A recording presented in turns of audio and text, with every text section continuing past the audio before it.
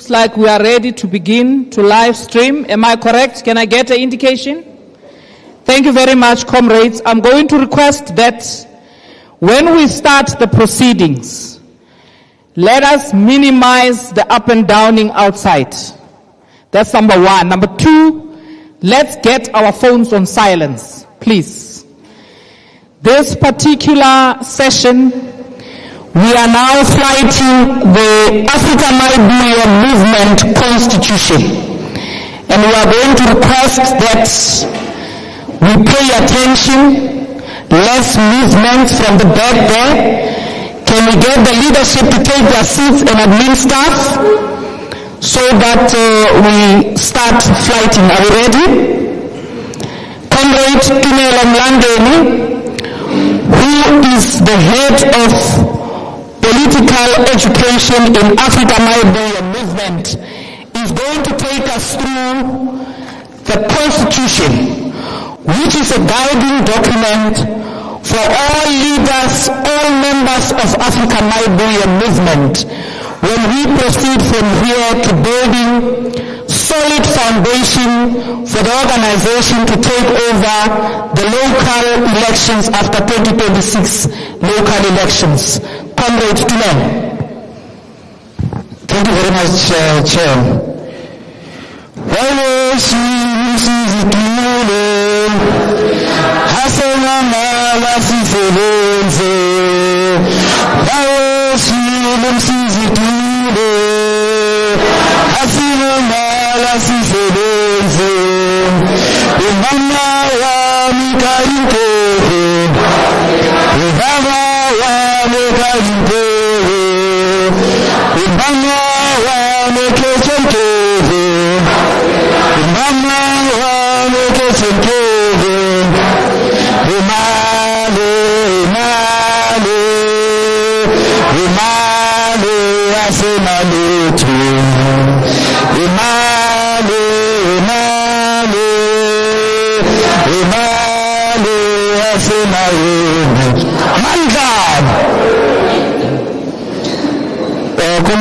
We try to perfection some other skills. The revolution does require us to multitask. The revolution wants us to be complete.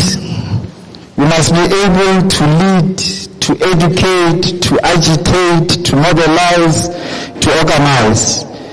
At all times we must strengthen other areas where we think that we are weak on. Now, comrades, I hope that the Constitution has been circulated. It has not been circulated.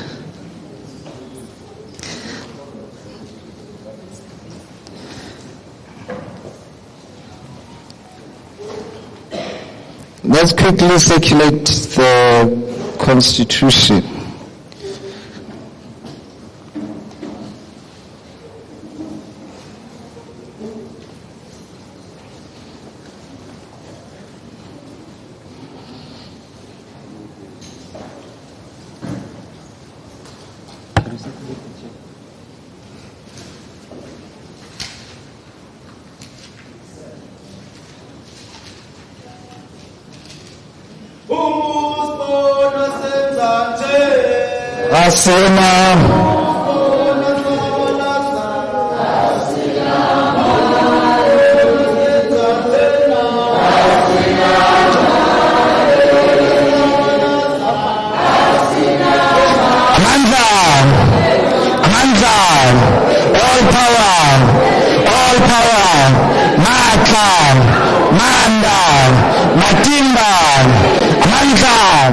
Thank you very much, comrades. The Constitution has been circulated. Anyways, the purpose of this particular session is to go through the Constitution. We'll try by all means to go to detail without reading word to word, and with the hope that where we are sitting are also going through the sections as mentioned. We hope that comrades will also take notes while we go through these particular sections, so that at a later stage we can be able to open for questions and reflections on the Constitution. The preamble, comrades, is on page 1. The preamble aims to set a tone of the Constitution and reflects on the historical context which brings about this particular basic document. The preamble is covered in page 1 and is covered in page 2, is covered on page 3, covered on page 4, 5, 6, 7, up to page 10. So basically, the preamble reads as such: "We, the people of South Africa, the downtrodden masses, the aspirant and hopeful generation, the religious leaders guiding our spiritual paths, the traditional custodians preserving our ancestral wisdom, the rural dwellers toiling on forgotten lands, the informal settlement inhabitants enduring harsh grip of urban neglect, the undermined professional silencing their expertise, the dejected youth robbed of their futures, the resilient women bearing the weight of inequality, the people with disabilities fighting for visibility and rights, the workers exploited in factories and mines, the artists, the intellectuals stifled by censorship, the farmers dispossessed of their soil, the elders carrying the scars of apartheid, and all sectors of our vibrant yet oppressed society. Declare for the whole nation and the whole world to know that we demand total freedom and emancipation now." It further reads that total freedom and emancipation now is needed because the change of colonial legacy and new imperial exploitation continue to bind our spirits and sap our collective strength, leaving our people in perpetual poverty while foreign powers plunder our resources. This liberation must shatter the illusion of partial reforms that masquerade as progress, for they only perpetuate the domination of the elite over the masses. We rise against the systemic injustices that divide us along lines of race, gender, and forging a united front to reclaim our sovereignty and dignity. The time has come to dismantle the structures of oppression that deny our children education, our families, land, and our communities self-determination. In this revolutionary awakening, we affirm that true emancipation flows from the people's wills, not from the benevolence of the oppressors. Now is the time for total freedom and emancipation due to the festering wounds of inequality that breeds despair and violence in our townships and villages, demanding an immediate uprising of consciousness and action. We cannot wait any longer for total freedom and emancipation, as the patience of the oppressed has been stretched to its breaking point by corrupt governance and economic sabotage. This era calls for a Pan-African renaissance, where South Africa stands as a vanguard in the continent's struggle against global capitalism predatory grasp. Let us mobilize with the fire of our forebearers, transforming rhetoric into radical deeds that empower the voiceless and redistribute the wealth of our land. For in this decisive moment, our emancipation will echo across borders, inspiring all colonized people to seize their destiny with unyielding resolve. Because despite centuries of indigenous military resistance, organized political countermeasures, moral rejection, economic opposition, and political subversion against the colonial conquest that began with 1962, colonial invasion of the political territory called Africa today, the indigenous black population in South Africa still has not achieved true freedom and emancipation. From the initial encounters at the Cape, where European settlers imposed their dominance through force and deception, to the prolonged wars of dispossession across the interior, our forebearers mounted heroic defenses. They formed alliances, launched guerrilla campaigns, and asserted their sovereignty through every available means. Yet the invaders' superior weaponry, divide and rule tactics, and relentless expansionism prevailed, entrenching a system of exploitation that stripped communities of their autonomy. This resistance persisted through the mineral revolutions, where labor was commodified and lives were sacrificed. in mines and into the apartheid era, where organized movements challenged segregation with strikes, boycotts, and armed struggle. Even so, the legacy of conquest endures, manifesting in structures that perpetuate subjugation. Landlessness remains a core affliction, as vast tracts of once communally held now belong to a minority, leaving millions without secure tenure and means to sustain themselves. Poverty grips the majority, fueled by unequal access to education, healthcare, and employment, trapping generations in cycles of deprivation. Cultural domination imposes foreign values, eroding indigenous languages, traditions, and knowledge systems, while systemic racism determines economic opportunities, confining black people to manual roles and denying them decent livelihoods. These factors interlocked, creating barriers that no amount of individual effort can surmount without collective trust.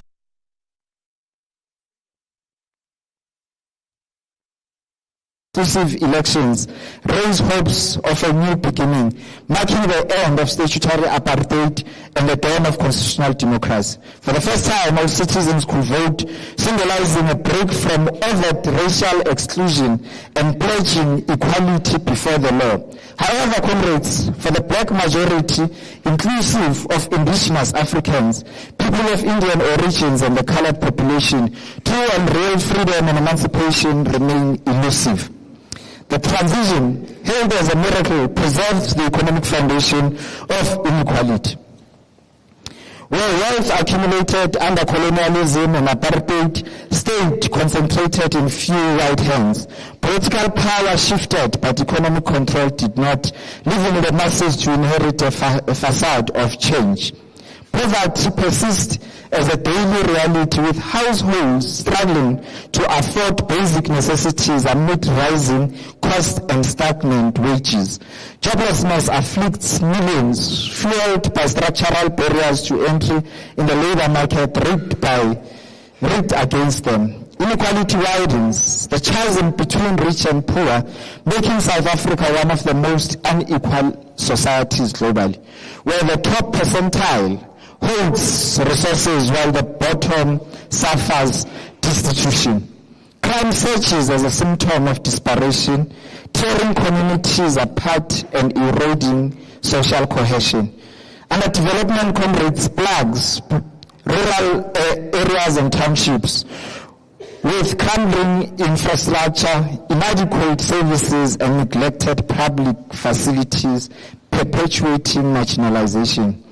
Black people beyond income to encompass deprivation in health, education, housing, and sanitation.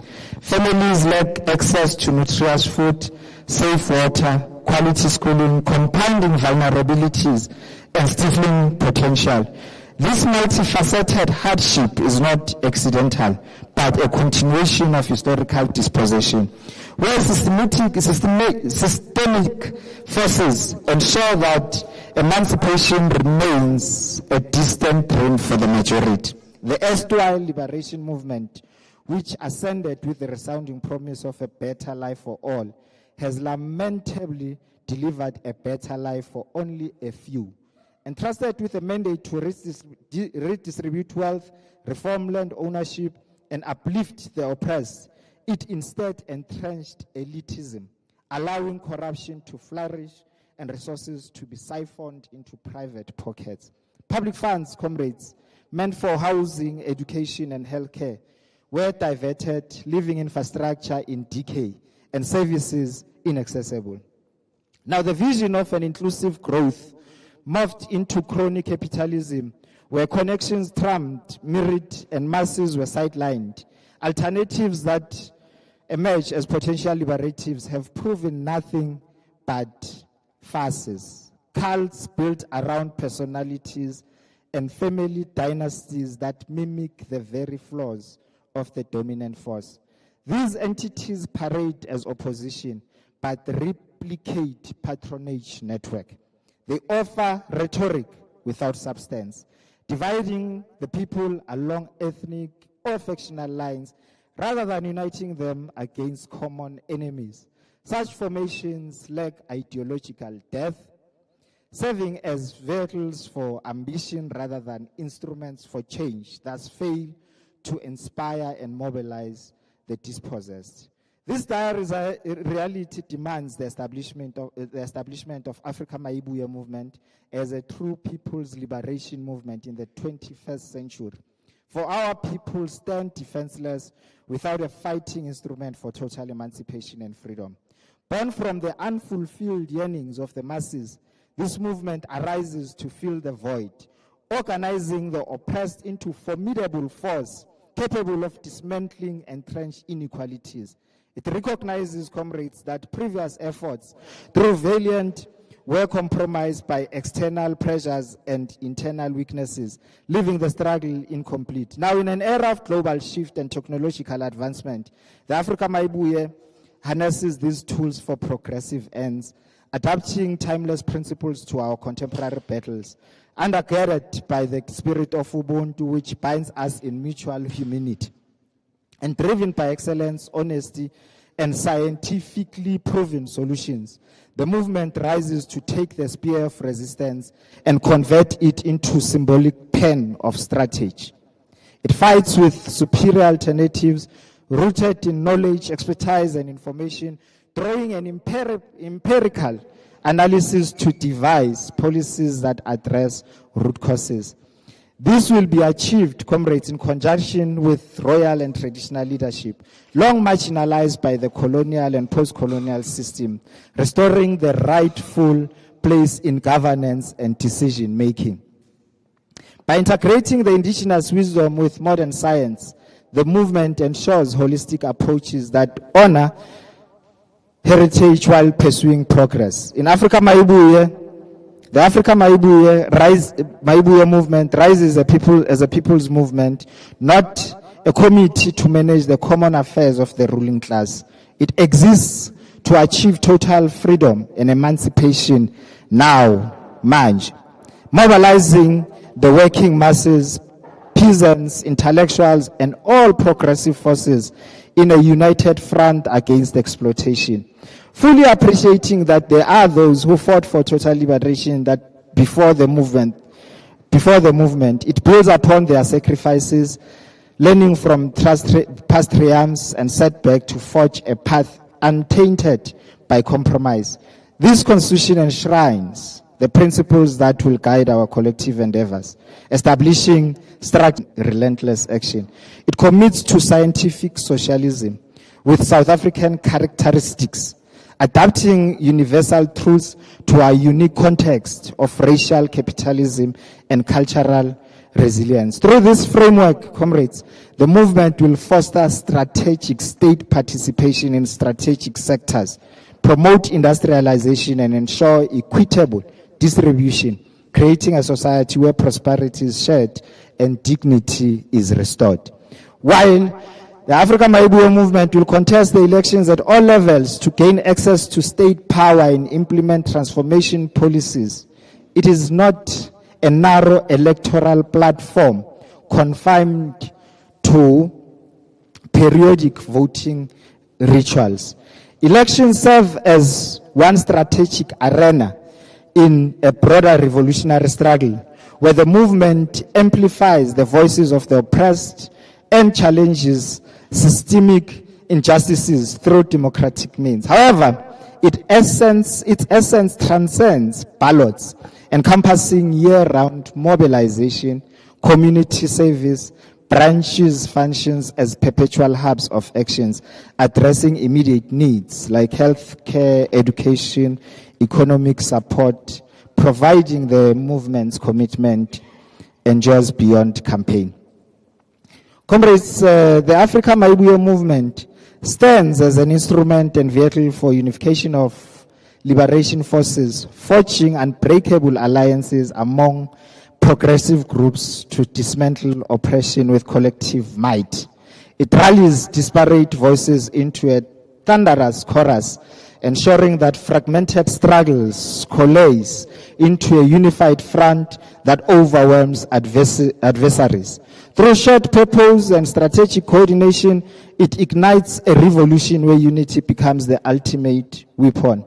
The Africa Maibuye movement serves as an instrument and a vehicle for higher and superior political and class consciousness, awakening the masses to systemic exploitation and empowerment, and empowering them with knowledge to claim their destiny. It conducts relentless education, transforming apathy into informed action and elevating awareness to dismantle illusions of false liberation. This consciousness, comrades, fuels a profound shift where the oppressed recognize their power and rise as architects of change. The Africa Maibuye movement acts as an instrument and a vehicle for black economic solidarity and self-reliance, uniting communities in cooperative ventures that shatter cycles of dependency and build enduring wealth. It champions black-owned enterprises and resource sharing, countering racial capitalism with collective ownership that empowers the dispossessed. Through this solidarity, black prosperity becomes the fortress against exclusion, securing economic sovereignty for generations. The Africa Maibuye movement emerges as a champion for women's liberation and empowerment, dismantling patriarchal chains through policies that elevate women as leaders and equals in every sphere. It ensures gender parity in decision-making and combats violence with unyielding resolve, forging a society where women's strength drives national renewal. These championships, comrades, ignites a feminist revolution where empowerment translates into unbreakable progress. The Africa Maibuye movement stands as a champion for workers' rights, interests, and aspirations. In everything the movement does, workers and the working class as a whole become the primary motive force, the main reason why the movement exists. The Africa Maibuye movement stands as a champion for the youth, harnessing their energy through education, jobs, and leadership roles to shape a vibrant future. It confronts unemployment with skills programs and amplifies young voices against marginalization, turning potential into power. This advocacy ensures youth lead the charge, securing tomorrow's triumph. The Africa Maibuye movement serves as a champion for free, decolonized, and skills-driven education, delivering accessible learning that eradicates colonial legacies and equips all with practical abilities for self-reliance. It transforms curricula to honor African knowledge and ensures that no one leaves the school system without tools for economic and social contribution. This championship unlocks minds, forging a nation of enlightened builders. The Africa Maibuye movement acts as a champion for people with disabilities, advocating inclusive policies that dismantle barriers and affirm their rights to full participation. It pushes for accessible infrastructure, employment quotas, and support services, turning exclusion into empowerment. This dedication ensures dignity and contribution for all, enriching society through diversity. The Africa Maibuye movement emerges as a responsible and responsive corruption-free space for public representation, where leaders serve with integrity and accountability to the masses. It enforces transparency and ethical standards, eradicating graft to restore faith in governance. This purity demonstrates that representation truly reflects the people's will, untainted by self-interest. The Africa Maibuye movement stands as a true Pan-Africanist to fight for African dignity and economic prosperity, uniting the continent against neocolonialism through increased intra-African trade and economic solidarity. It champions African renaissance, reclaiming resources for collective advancement and asserting global influence. This Pan-Africanism ignites dignity, propelling economic sovereignty across borders. Comrades, The African Maibuye movement serves as a friend of the oppressed masses all over the world, extending solidarity to global struggle against imperialism and inequality. It forges alliances with progressive forces, sharing knowledge and support to amplify voices of the downtrodden. This friendship binds humanity in a shared quest for justice, turning local victories into universal triumphs. Maibuye Africa, let Africa be restored in all its original glory, restoring the wealth plundered from our soil, the dignity stripped from our spirits, the security shattered by division, the prosperity denied to our children, the harmony disrupted by greed, the knowledge buried under foreign doctrines, the sovereignty usurped by imperial forces. Maibuye Africa, return the land to those who till it, the mines to those who labor in them, the rivers to those who nurture them, the skies to those who dream under them, the future to those who build it, the peace to those who yearn for it, the power to those who wield it for common good. Maibuye Africa, restore the voices silenced by oppression, the cultures eclipsed by domination, the families torn by poverty, the youth robbed by opportunities, the elders deprived of respect, the women burdened by triple chains, and the communities fractured by inequality. Maibuye Africa, restore the abundance of our harvest, the ingenuity of our artisans, the wisdom of our healers, the strength of our warriors, the unity of our clans, the joy of our festivals, the hope of our generations. Maibuye Africa, reclaim the economic engines for collective benefit, the educational halls for enlightenment, the health sanctuaries for well-being, the homes for shelter, the streets for safety, the borders for solidarity, and the continent for self-determination.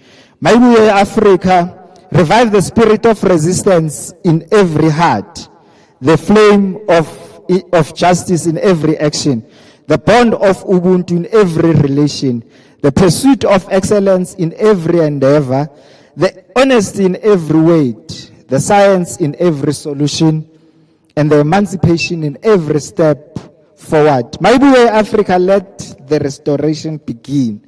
For in our hands, comrades, lies the power to return Africa to its rightful heirs, forging legacy of freedom that echoes through eternity. Total freedom and emancipation now. Mandla. Comrade Chair, do we take questions per section or do we continue? We continue. Our comrades on section 1. Now comrades on section 1, the name of the organization is pronounced and it shall be known as Africa Maibuye Movement, and its shortened version is Maibuye. So therefore all organizational documents, letters and communication shall strictly refer to Maibuye, Africa Maibuye Movement, or the shortened version of Maibuye. This is very important. We don't have an abbreviation as AMM. It's Africa Maibuye Movement, or the abbreviation is Maibuye in all our communications. So even when we communicate, even when we take interviews with media houses, we instruct them that in their footage they should write the full name or the abbreviation, which is Maibuye. Now, no leader is authorized or authorized structure may use Maibuye's name or run programs of Maibuye and activities under these names unless they are approved and unequivocally mandated from the relevant authority in the organization. No one may use Maibuye name and that of its structures without the authorization of the national core team. I hope, comrades, we are still together. On section 2, we speak of colors, logos, and flags of Africa Maibuye. The colors Comrades, uncompromisingly shall be black, which symbolizes African identity and dignity and the resilience of the oppressed. Shall also be green, representing the land, the rebirth, and the natural wealth of Africa that must be restored to its people. We also have a color gold, signifying Africa's mineral wealth and the richness of African civilization. The color red, symbolizing the blood of our martyrs who laid down their lives in the struggle for liberation. Comrades, the color purple symbolizes African royalty and all religious and faith-based system. That are our colors. In terms of the logo, our logo as Maibuye shall be a purple cycle representing royalty with an African map inside that cycle. The top part of the logo will be written Africa Maibuye and the bottom part will be written movement. Now underneath the logo, underneath the map will be a black clenched fist holding a unique spear pen. So it's a spear pen which appears as a spear in the beginning and ends as a pen, representing Maibuye's commitment to transition the struggle from total emancipation and freedom from spears to knowledge, information, and strategic voting represented by the spear pen. The star, comrades, on our logo symbolizes progressive internationalism as embraced by all historic progressive forces. The star has 5 sharp points which represents all continents of the world to unite under internationalism and scientific socialism. The central and most distinctive symbol of the Africa Maibuye movement logo shall be the spear pen representing the fusion of intellectual struggle and revolutionary action. This emblem shall be a compulsory element in the official logos of all formations established under the auspices of Africa Maibuye. This includes the religious movement, the traditional affairs, the Mawusa, Maibuye Women's Movement, Maibuye Youth Movement, Africa Maibuye Student Movement, Maibuye Medics, Maibuye Law Clinic, and Maibuye Educators. Meaning that as they are seized with the task of developing their basic documents and their logos, they should make sure that the logo takes a central location in their own individual logos. The flag, comrades, the official flag shall consist of 3 horizontal stripes. It's red on top, black in the middle, and green at the bottom. The flag is identical to the Universal Pan-African flag. Now, the Universal Pan-African flag was adopted and spearheaded by the Universal Negro Improvement Association, or Black Liberation Flag, and created by Marcus Garvey in 1920. The flag as a whole stands for the solidarity of the solidarity, liberation, and shared heritage and destiny of the African people across the globe, countering racism and colonialism. Each color carries distinctive meaning. Red symbolizing, as mentioned, the blood shed by Africans in their struggles for freedom, and the blood that unites all people of black African ancestry. Black represents the peoples themselves, their dignity, their racial identity, and green signifies the rich land of Africa, along with hope, growth, and natural abundance. All usage of colors, logos, and flags shall adhere to brand guidelines adopted by the national leadership of Africa Maibuye. Amandla, can I be rescued with water? Section 3, comrades, covers the principles that underpin Africa Maibuye. Africa Maibuye movement is anchored in the principles and disciplines of revolutionary ethos. The following values are binding upon all of us and structures of the movement. We are upheld at all times to protect the integrity, coherence, and character of the struggle for a just and equal society. Now, the principles include collective leadership. So meaning that in everything that we do, comrades, we do it collectively as a movement. Democratic centralism speaks to that decisions are open to open consultation, where we find each other, persuade each other, win each other, and find a resolution. Once we have found each other and made a resolution, we carry that particular resolution as a collective resolution. So that is a principle of democratic centralism.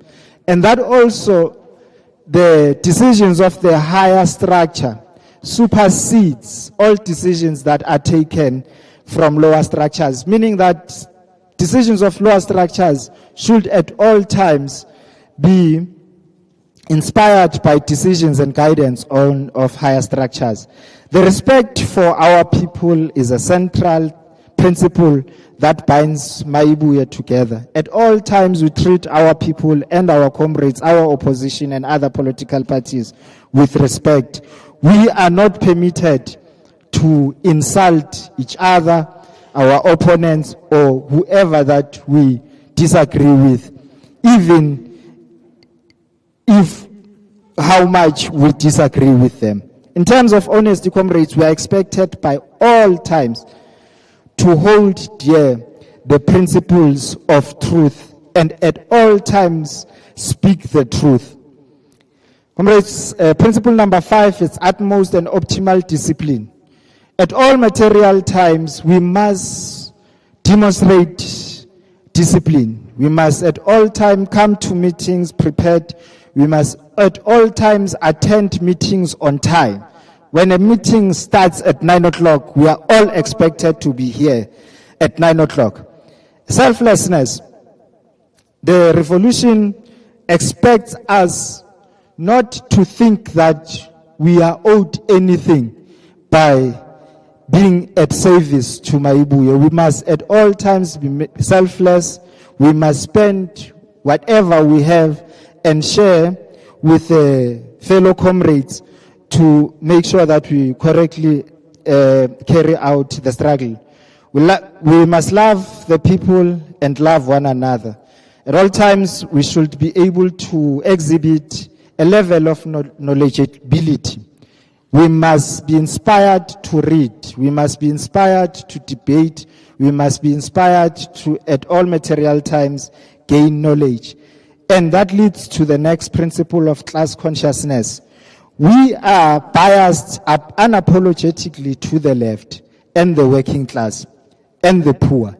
So whatever situation you find yourself and there is a conflict between those that have and those that do not have, without asking a question, you should gravitate to those that do not have. So we are inspired by that particular class consciousness. In terms of consultation and seeking guidance, at all material times, Comrade Chilids, Comrade Musa, when you lead provinces, you are required to consult with your comrades in your core teams, to consult with national leadership. At no time should comrades take decisions alone and pursue those particular decisions on their own.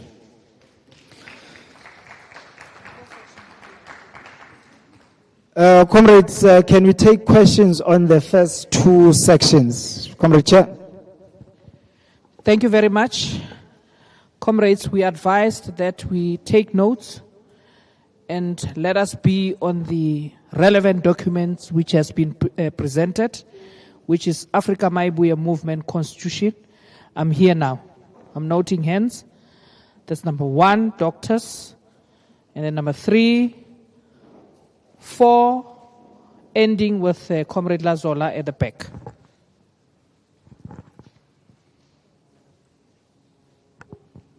Good morning. Good morning, everybody. I'm Rosaline Duplessis from Gauteng province. Region, Tshwane Region, Chairperson. Okay, I'm gonna look at Section 1 and Section 3. I know it is not 1 and 2, but just bear with me. In Section 1, when we started off with the Constitution, I saw that the Constitution is very vocal about transformation. It's written all over. There's transformation policy, there's transformation in terms of curricula, and I just think if I look at the preconception up until the conception of the movement where we are now, and also the spear of the pen and the process that it follows, it came out with a manifesto. Also, the President spoke yesterday about handing over the baton, and also we look at our composition, which is quite different from any other political party outside. We have our medics and our professional group, etc., etc. But when you come to the Section 3 with our principles, we talk about collective leadership, and then so now I propose transformational leadership, because if I look at it, it just falls nicely into place. And because transformational leadership is theory based on the concept that you as leader, you operate with team members and ground forces outside your immediate self-interest to recognize necessary reforms and to create the vision and to guide change in conjunction with the dedicated members for the movement. So that is just my submission. If I look at Section 1, bringing it down to Section 3, and now I want to ask something very controversial. It's been on my chest for the longest time. In Section 2, we look at the colors. And like I said, I'm just asking, I see a purple color, which is royalty. And I'm asking myself, in terms of our LGBTQIA2+S, that vulnerable group, and we also spoke about vulnerability, the vulnerable, it's not vulnerable, the marginalized group. They are voters too. So I'm not giving an answer, I'm just letting it hang there. Thank you. Yeah. Yeah, morning comrades. My name is Cindy Somalaku from Tshwane, the regional fundraiser or treasurer. Just have any input on what has been presented. The first one will be on the logo. We have identified all the colors, but we failed to identify the white color. And white, in my understanding, is not a background color. Because if you look at that black banner, the white stands out.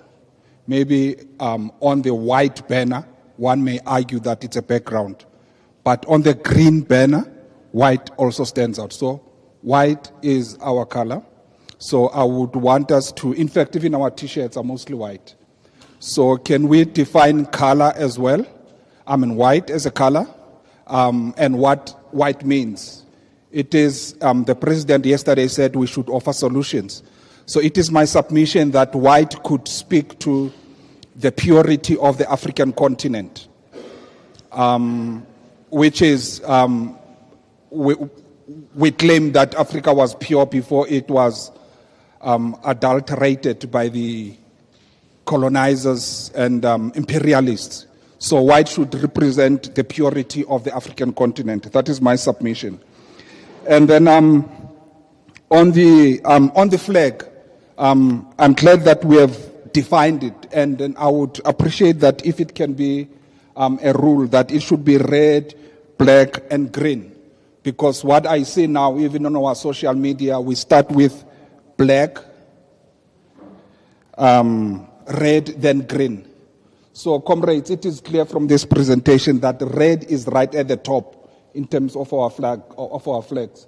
So, and also we say that when we design various posters that I see that are posted, they always start with black. So let us please start with red. And then the presenter spoke about democratic centralism, which is good, but I'm not sure, maybe as we continue, we're going to talk about deliberative democracy.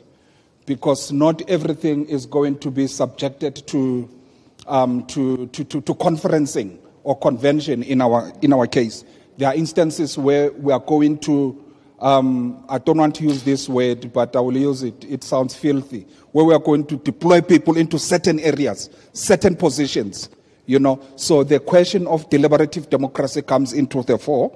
So I would want us also to articulate it in our documents. And thank you very much, Chair.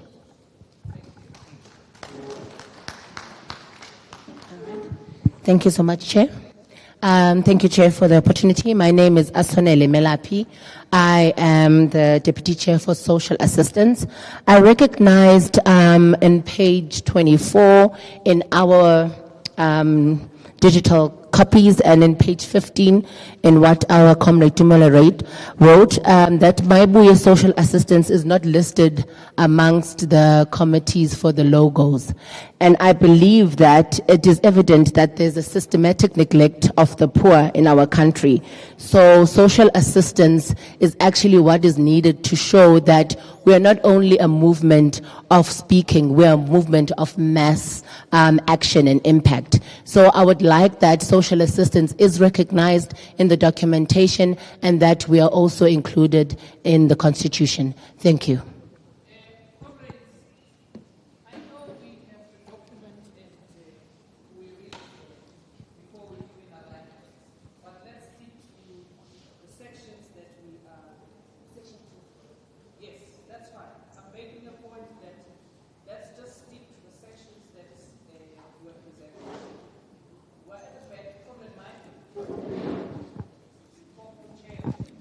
Thank you very much, Chair. My name is Mike Mateva. I'm just going to deal with on the preamble. My humble request, Chair, is that we have got one entity in almost each and every community in our society that we also need to organize and mobilize at the same time. That is the sporting community, Chairperson.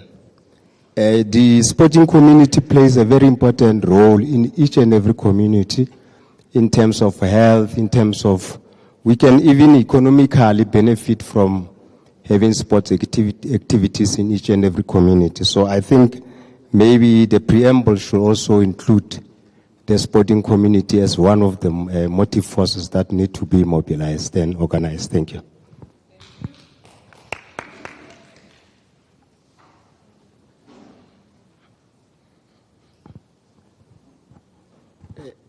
Nkosi, thank you, Chair. My name is Lazo Landamase. I'm from the Eastern Cape. Tumelo, just a few minor things, ne, in the areas that have been presented. Let's sort out. I can see that it seems that we have two section trees. Just that minor thing first. I think as an overarching thing generally, I'm asking that let's condense the preamble. It's attempt to condense the preamble. We can still restate some of the core issues that the preamble says without the longish sentences that accompany it, because some aspects of that, if you were to delve a bit deeper, it then lends the organization to inordinate framing. So in the preamble, I'm just saying, in broad terms, let's try and condense it as much as possible. In section 3.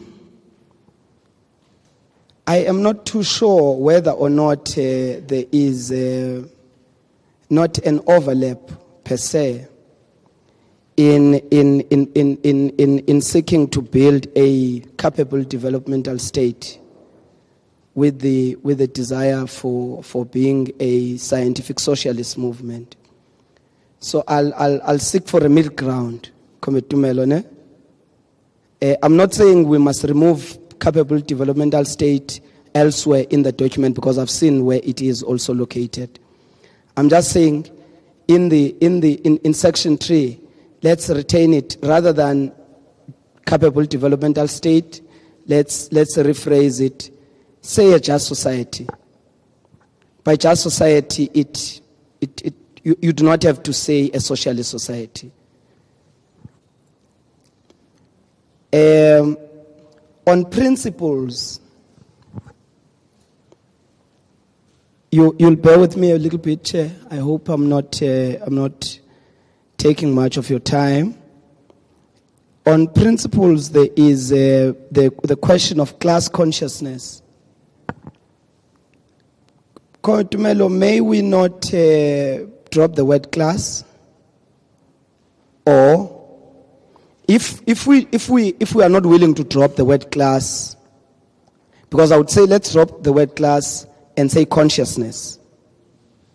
Or if we are not willing to drop the word class, be willing to encapsulate somewhere in the principles that there is the decolonial question that we are raising in some of the principles, that narrow class consciousness as class consciousness has a historical tendency of excluding certain things.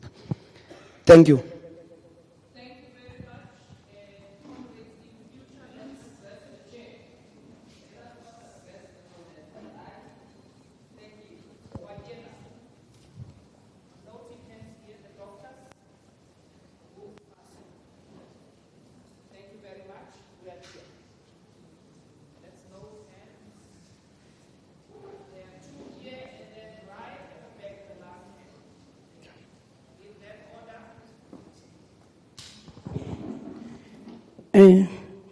Sanbonan Nonk. I would refer to the preamble around page 12 there. Yes, we had the preamble, is Vuselele, culminates touched on the situational issues of our land, hence the Maibuye. But I found it to be very, very ingaveli kahle indaba yabalaphi bendabuko. I heard the royalties, everybody touched it, but unfortunately when it comes there, it only talks about healing, spirits healing, this and that. We must be proud of what we are. Maibuye must be open, and emphasis must be laid on the healing part of a black African, hence Maibuye, of the spirits, because without even going to the doctors, we as blacks, we can heal ourselves. We must not be afraid or ashamed of our culture, our backgrounds. Siyazi ukuthi abantu abamnyama banayo imithi yabo, insangu bayazibhema. We must not be ashamed. The white people took them because we are ashamed of what we are. Let us come out. It must come out very clear. It must there was the Lord before they came with their missionaries. Before we do anything, we kneeled down and prayed, and we asked, like we have to do now, for the Maibuye to sustain and to grow. Let us bring it out. I phumela phayana ku preamble ndiyacama gushisa enkosi.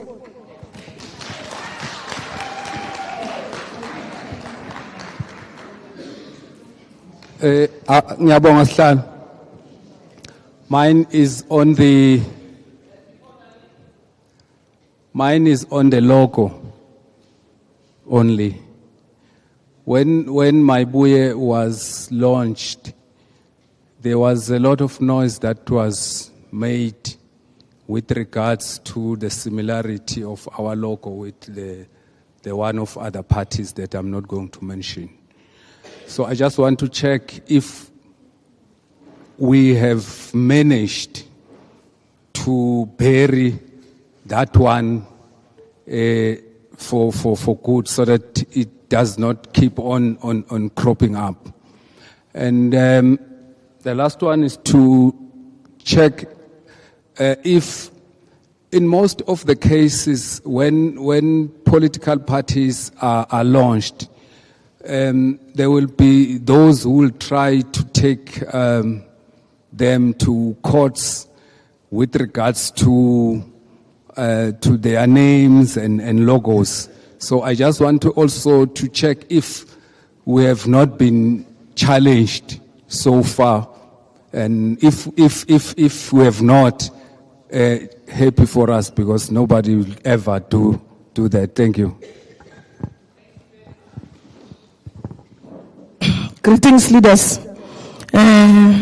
Length ayichaza kahle kahle nje ngiswati ukuthi nive kahle nonke engayinto ngaphindze ngithola ichance ekukhuluma sengimuke na ke bush ngakakhulumi lokubalekile ukuthi ngikukhulume nani leaders. Leaders ngicela sekele lento kuba ama gatekeepers asekele ukuvimba labanye ama comrade ukuthi abuye joina imayibuye ayinabo banikati yethu sonke yebantu bonke. So kunale bugulo lomkhona la kumayibuye ukuthi kunema comrade ka MK la baba sifudumeza ama positions sifudumeza ama comrade amanye la abekwa MK ukuthi azongena cha akunama comrade wa MK la wethu lama comrade siyawadinga siyawafuna la siwashiyele nje siwabekile siwafuna wonke la ekhaya. Se ayiphele lento leaders ibulala inhlangano ayiphele lento ngoba ngiyabona seyiyakhula. So kungcono ngikhulume nani as ma leaders ukuthi kungasabi leli comrade lelikhona kwa MK ukuthi linamandla lazi ground ukundlula usabe kulirecruiter ukuthi lizubuye ngaphakathi libize lize uma ngathi kuzokhwesha wena lingene akunankinga alingene as long as inhlangano izokhula iye phambili. Ngoba lana imayibuye abantu bonke imayibuye is for everyone, it's not for us only guys, so we don't need power mongers here. I submit leaders. Thank you.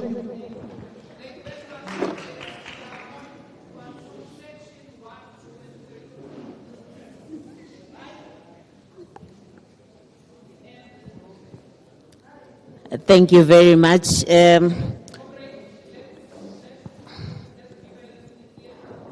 Thank you very much. Thank you. Greetings to the leadership, the whole leadership. My name again is Goodness Zulu. I am from Tshwane region.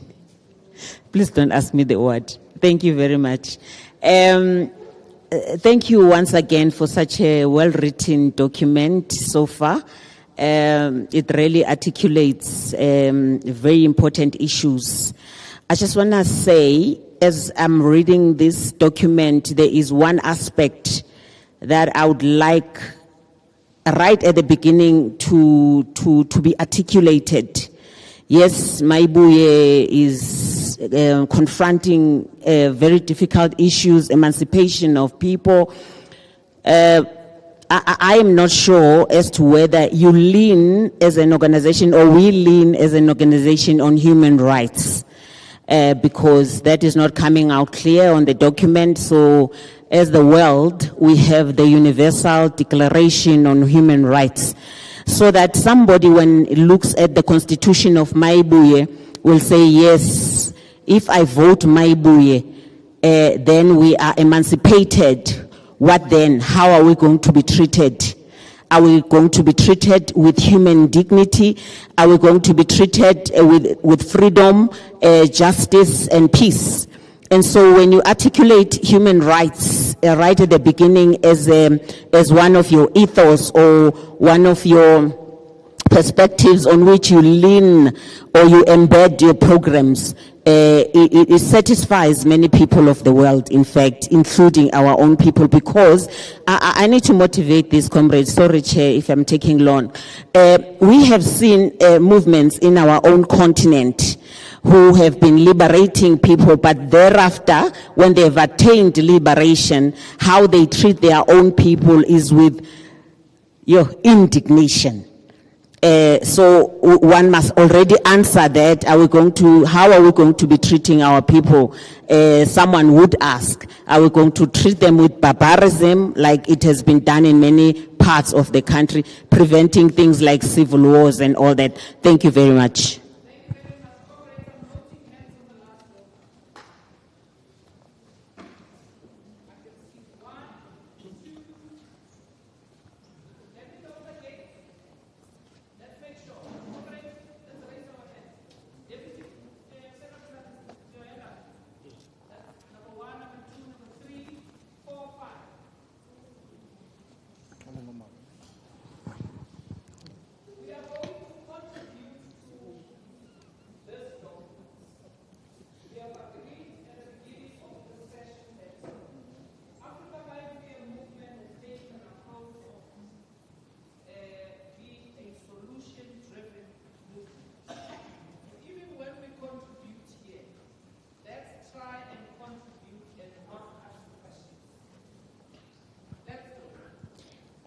Leaders, thank you for this opportunity.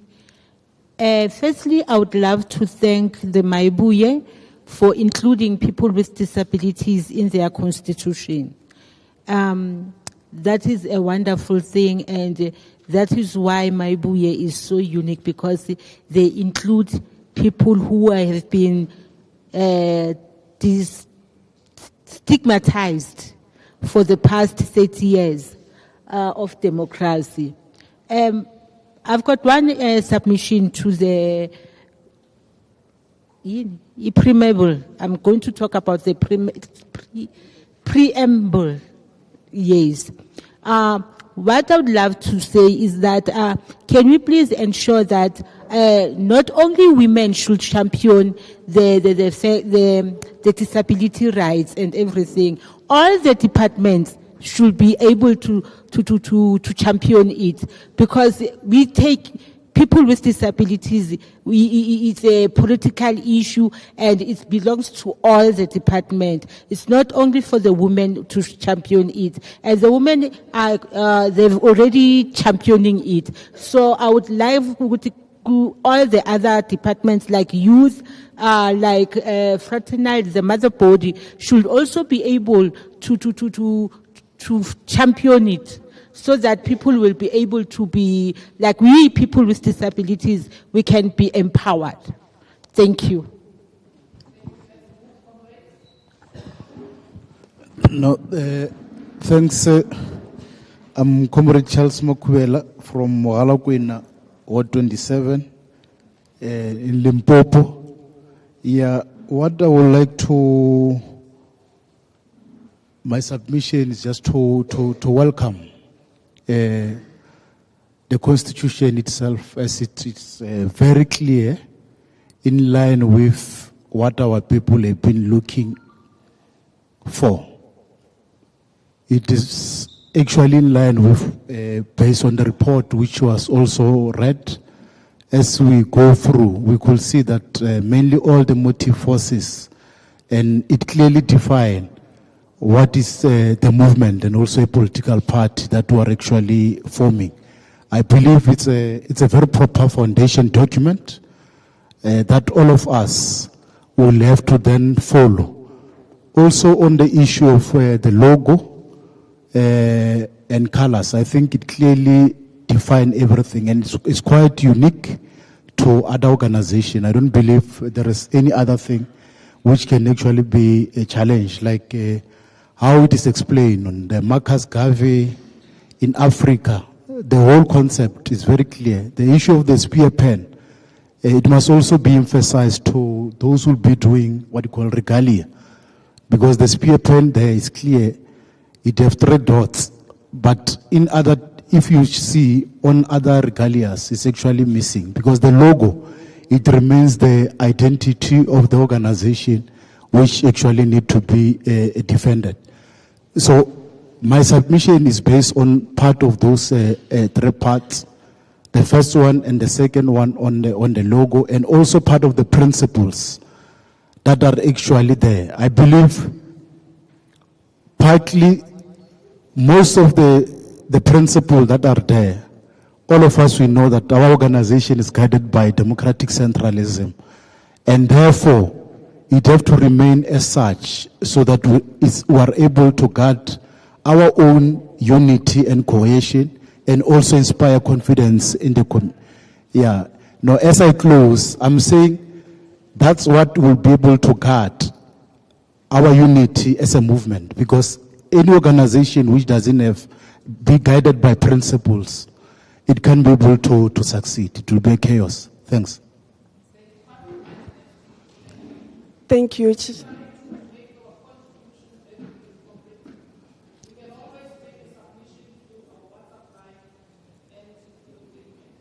Okay. Thank you, Chair. Ke a le dumedisha ka moka ke dumedishe leadership. Mo go page 6, mo e bolelang ka gore Africa it's a champion for youth, harnessing their energy through education, the job, and what. Nampile, ke rile ke le watting e nngwe ko lepelleng kumpi ka re ba dirile di demarcation so be ke tšama ke checka gore wat ya rena e wela kae I mean the village e welang go wat eo le village tše dingwe o thoma go wat 1 so e ke fihla kwa ka tlhakana le youth e tletše ba dutše mo tlasa mohlare ka ba thoma go bolela le bona o mongwe a re o na le honors ka agriculture a re o kile a bereka as a wa bona dilo tše di dirang ke government ba re ke a lebala and then the internship thank you nampile o re o feditše 3 years mo yona sanke ba absorb and then ba re a re ge ba fetša na bereka go section ela ya gore ba ntšha di grant for batho ba baswa le ba disable mara o re grant tšewe ga ba fe tšona then nna ka tsamaya cause ke na le family wa berekang ko agriculture ka mmotšiša gore kganthe di grant tše di bereka jwang a re he di grant tše tshwanetše be le gore ba already una le tšhimo and we developile ke re ba tla developa jwang ba sena tšhelete ke youth ba tšwa sekolong and ga bana mebereko le di grant tšekwi ba no bolela ka tšona mo TV ba re ngwago go tšwele di grant so ne ke kgopela gore go yona ya go re thushe youth ka mešomo ke kgopela gore nka re le ka re thusha nna ke šetše ke tšwela ke paletšwe nka re go ka ba le o e leng gore wa re thusha gore re ka tsamaya di channels tše di feng ke a leboga.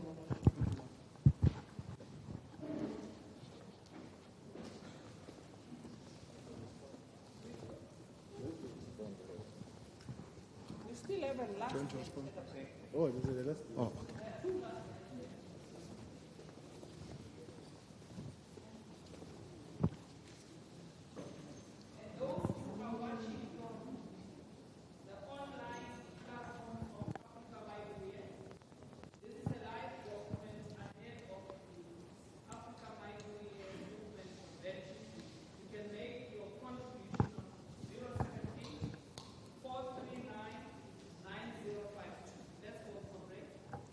Oh, thank you, Chairperson.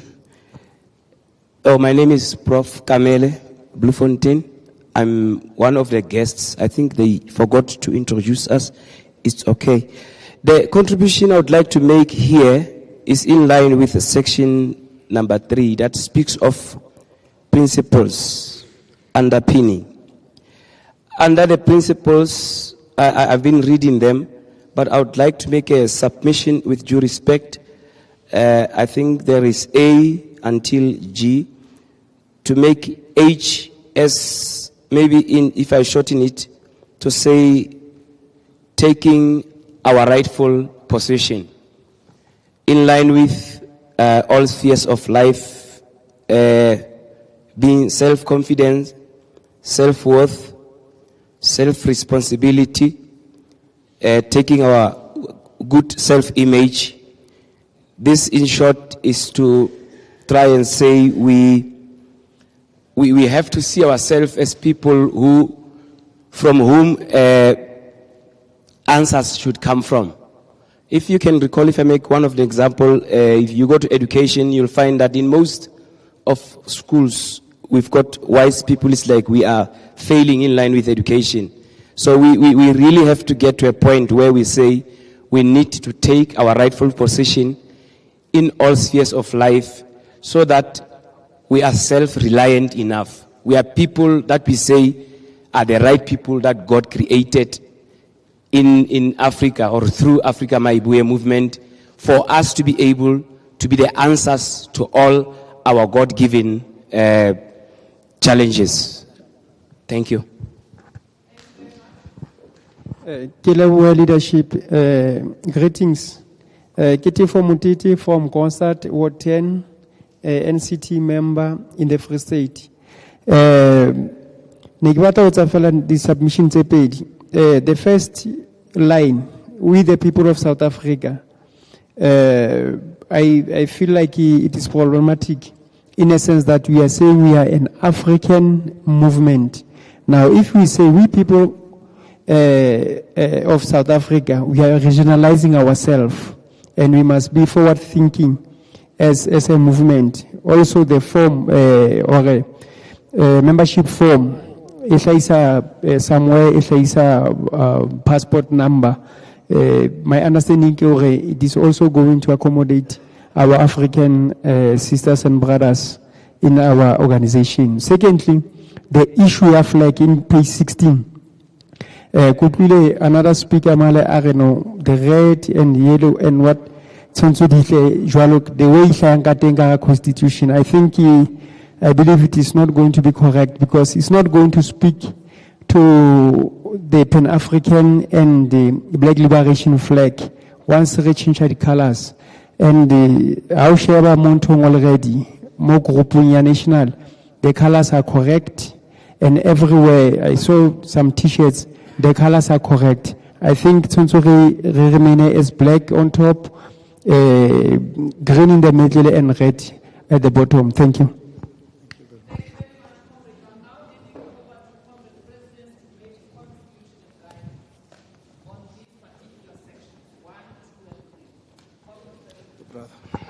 No, thank you very much, Chair. I thought there was an agreement yesterday that from the presidium we can talk sitting down because we are visible for everyone who is in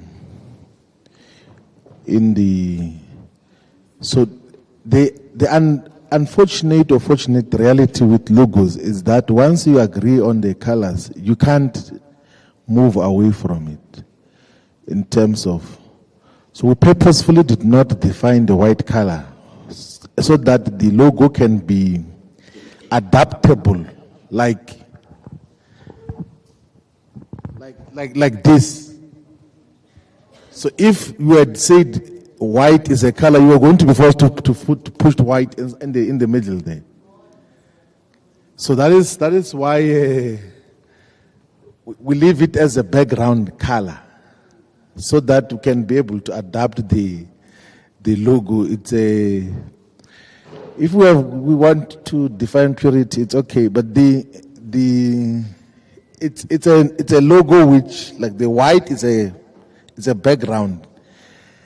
In some instances, even on green, we can be able to adapt it to green, so that this and then the spear pen. So you see the logo of Mybuye Medics already has got a spear pen as well, which appears on the logo of, and it fits in perfectly because I think the other symbol represents what's choke and BL. Yes.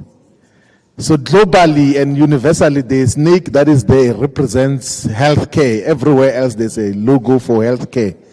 All over the world, they always utilize that illustration. So we're able to fuse the spear pen with that. It becomes much more relevant in terms of how it then deals with this issue. I agree that the principle of deliberative democracy should be included as well in the principles in section 3.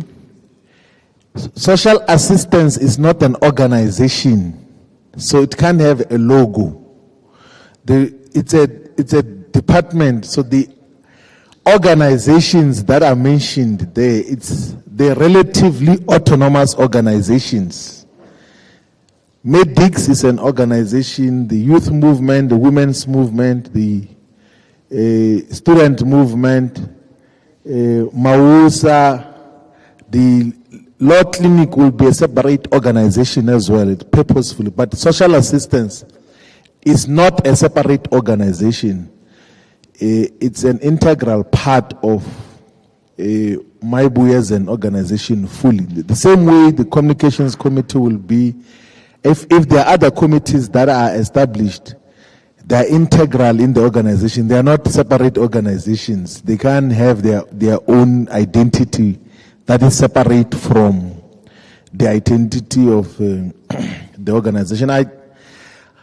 I think the length of the preamble is an attempt to cover as much as possible so that different constituencies, when they read the preamble, before they even go to the constitution, they must know that we are mentioned here.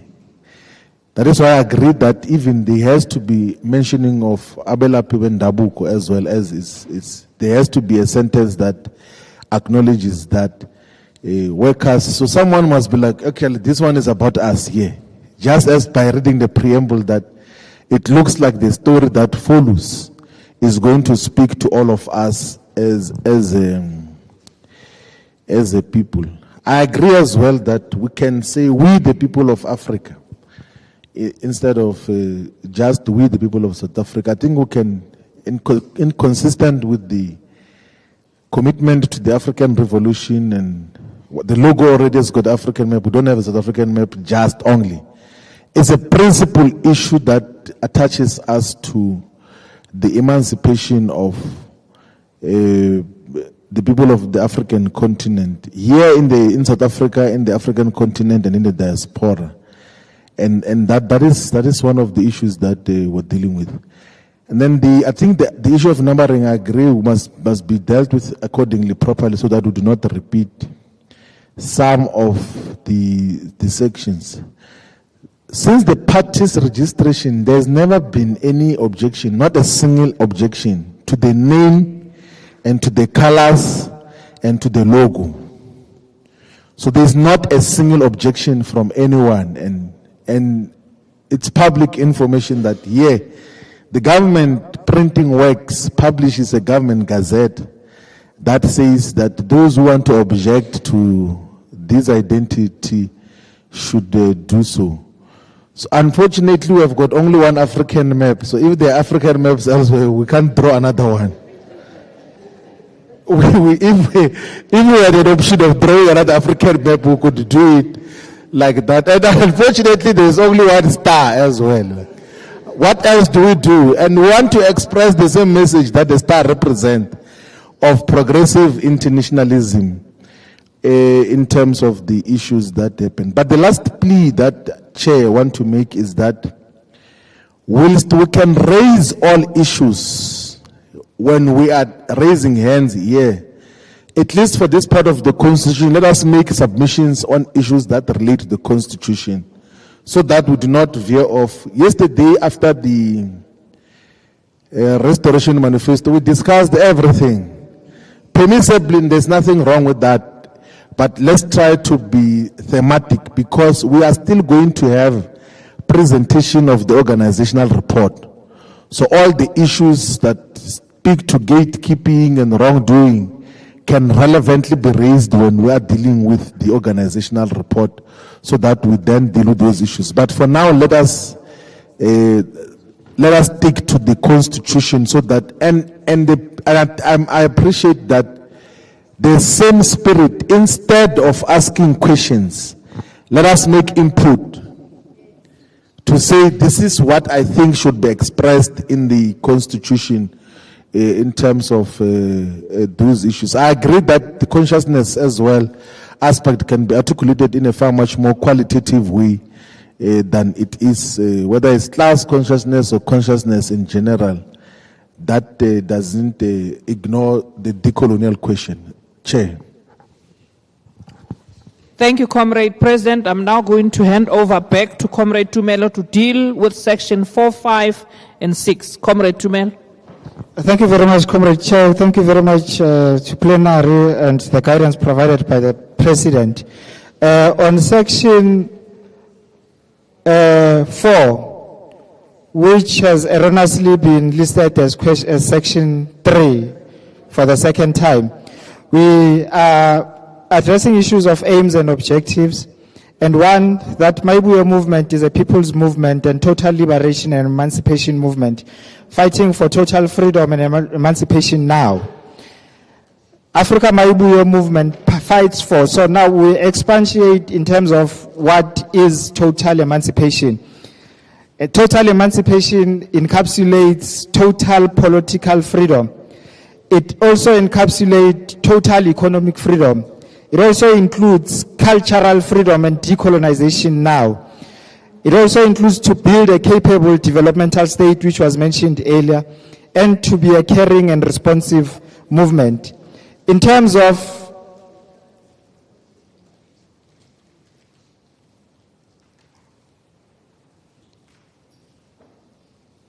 In terms of political freedom, they are saying that Africa Maibuye movement is fighting for total political freedom and emancipation.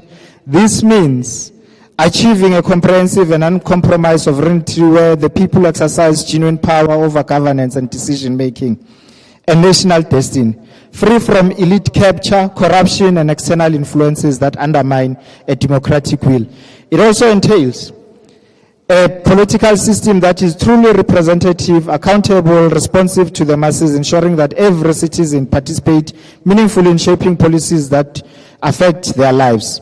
Total political freedom transcends from voting rights to include eradication of systemic barriers that prevents the majority from influencing outcomes, such as unequal access to information, media manipulation, institutional biasness, favoring the wealthy. It demands the dismantling of structures that perpetuate inequality, fostering a democracy where power resides with the people and not concentrated in the hands of the few. Remember that we also earlier on spoke about parliamentary sovereignty. So this is captured well in our demand for political freedom now. The freedom gained in 1994 is not total freedom. While 1994 marked a historic transition from apartheid to democracy, ushering in universal suffrage on a constitution that enshrines human rights, it fell short of delivering complete emancipation. The negotiations leading to the new dispensation, including the Convention for a Democratic South Africa, CORESA, preserved key elements of the old order, such as the sunset clauses that protected white civil servants and economic elites, whilst limiting radical transformation. Political power shifted formally, but real control remained entangled in networks of privilege, where the African National Congress inherited a state apparatus riddled with inefficiencies and corrupt vulnerabilities. Over the 3 decades, this has manifested in widespread disillusionment, with voter turnout declining as the people perceive elections as rituals that change faces, but not systemic injustices. Corruption scandals such as those involving state capture have eroded trust, revealing how political freedom is hollow without mechanisms to hold leaders accountable beyond periodic ballots. Moreover, the 1994 gains were compromised by the persistence of economic disparities that influence politics. The majority black population, despite voting rights, faces barriers like poverty and unemployment, which diminish their ability to engage politically. Rural communities in particular remain sidelined, with traditional leaders often co-opted into bureaucratic roles that dilute their authority. The Constitution, while progressive, has not fully addressed historical imbalances, allowing for judicial interpretation that sometimes favor property rights over land restitution. This partial freedom has led to a democracy where formal equality masks substantive inequality, which protects with protests like service delivery uprising, highlighting unmet demands for real power. Africa Maibuye movement seeks to complete this unfinished revolution, advocating for decentralized governance, participatory democracy, and anti-corruption measures that empower people to govern themselves. In terms of economic freedom, comrades, economic freedom and emancipation means total economic sovereignty and power to own, control, and direct all economic and natural resources, particularly land, mineral resources, marine resources, for the full benefit of the people of South Africa, while ensuring meaningful and mutually beneficial economic and trade relationships with the whole world. The section was covered yesterday, comrades, while we were busy with provinces in the Restoration Manifesto. It also includes cultural freedom and decolonization. It also includes capable developmental state. It also includes a caring and responsible movement. Those particular sections that speak to total liberation now are covered sufficiently there. Now, Section 4, which should be read as Section 5, speaks to the roles and functions of Africa Maibuye. The President explains roles and the differentiation between roles and functions far more succinctly. What is the difference? One being a map to realize the final destination. But then I think when you ask question, you'll be able to touch that particular subject. But then the roles and functions of Africa Maibuye movement, I would also suspect that they are covered in the manifesto. Yeah, they are covered in the manifesto. So we'll then issues of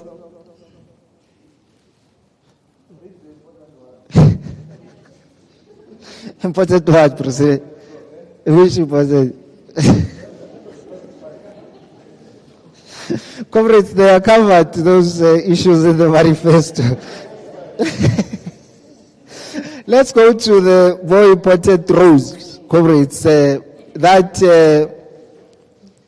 role of Africa Maibuye movement is to organically develop and implement policies and programs of Maibuye to all the challenges and diagnoses identified by the people.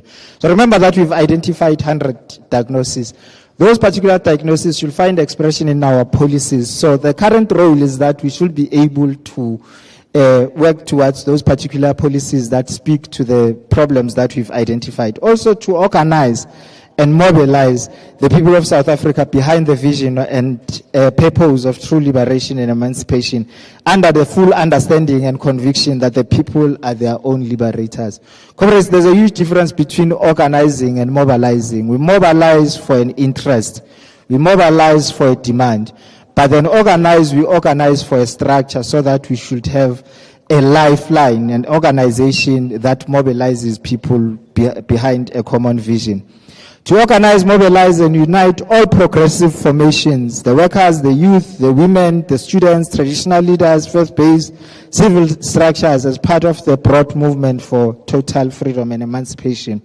Remember that we are Africa Maibuye movement, meaning that as a movement we encompass other formations that will form a movement. But then in terms of electoral contestation, which is not a primary aim, we contest as a party. So this movement encompasses all the structures that have been mentioned here.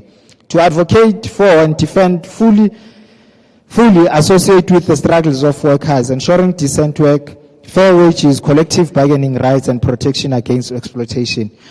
This is being carried through very well by Mausa, and one of the responsibilities of the Deputy President, of the second Deputy President, is to make sure that workers' rights are expressed and elevated throughout and beyond Mausa.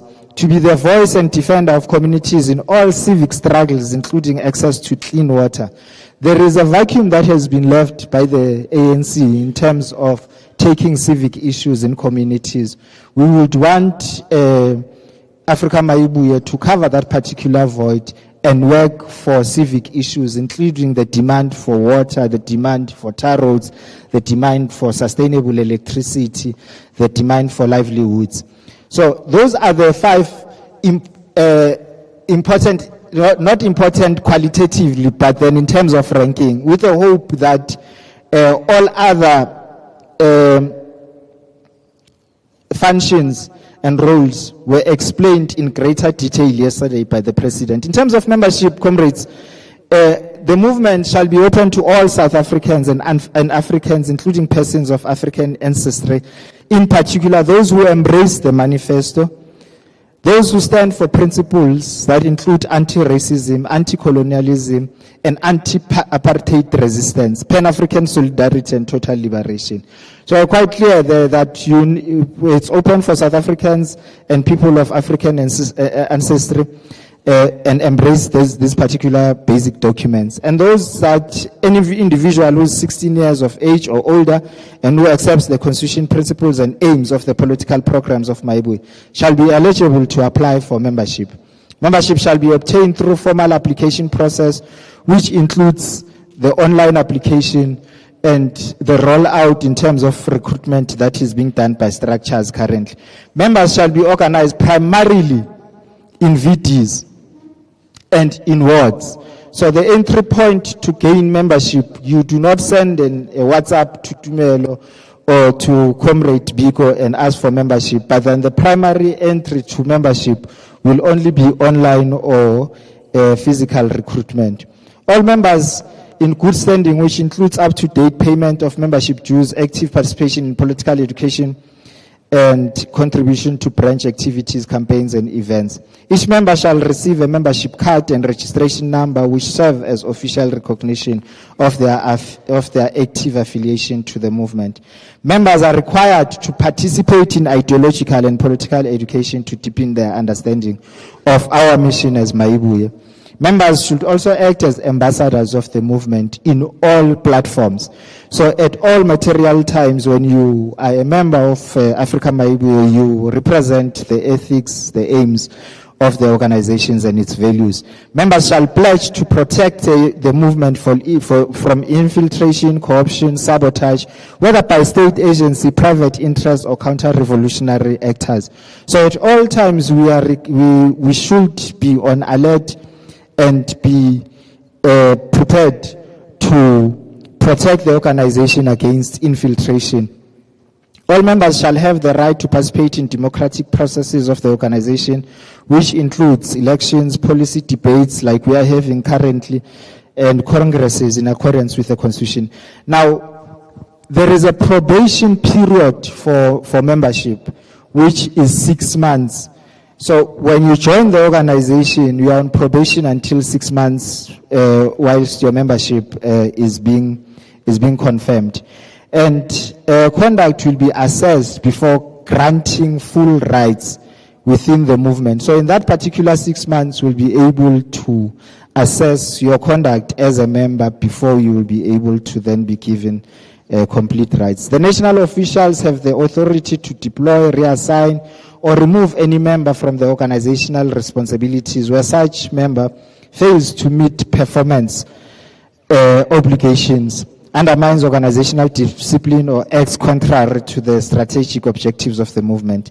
The movement reserves the right to refuse, suspend, or revoke membership at any stage where such action is deemed unnecessary to protect the integrity, discipline, and best interests of the Africa Maibuye movement. Membership may be suspended or revoked by national officials in cases of serious misconduct, violation of the Constitution, or engagement in activities that contradict the core values of Maibuye.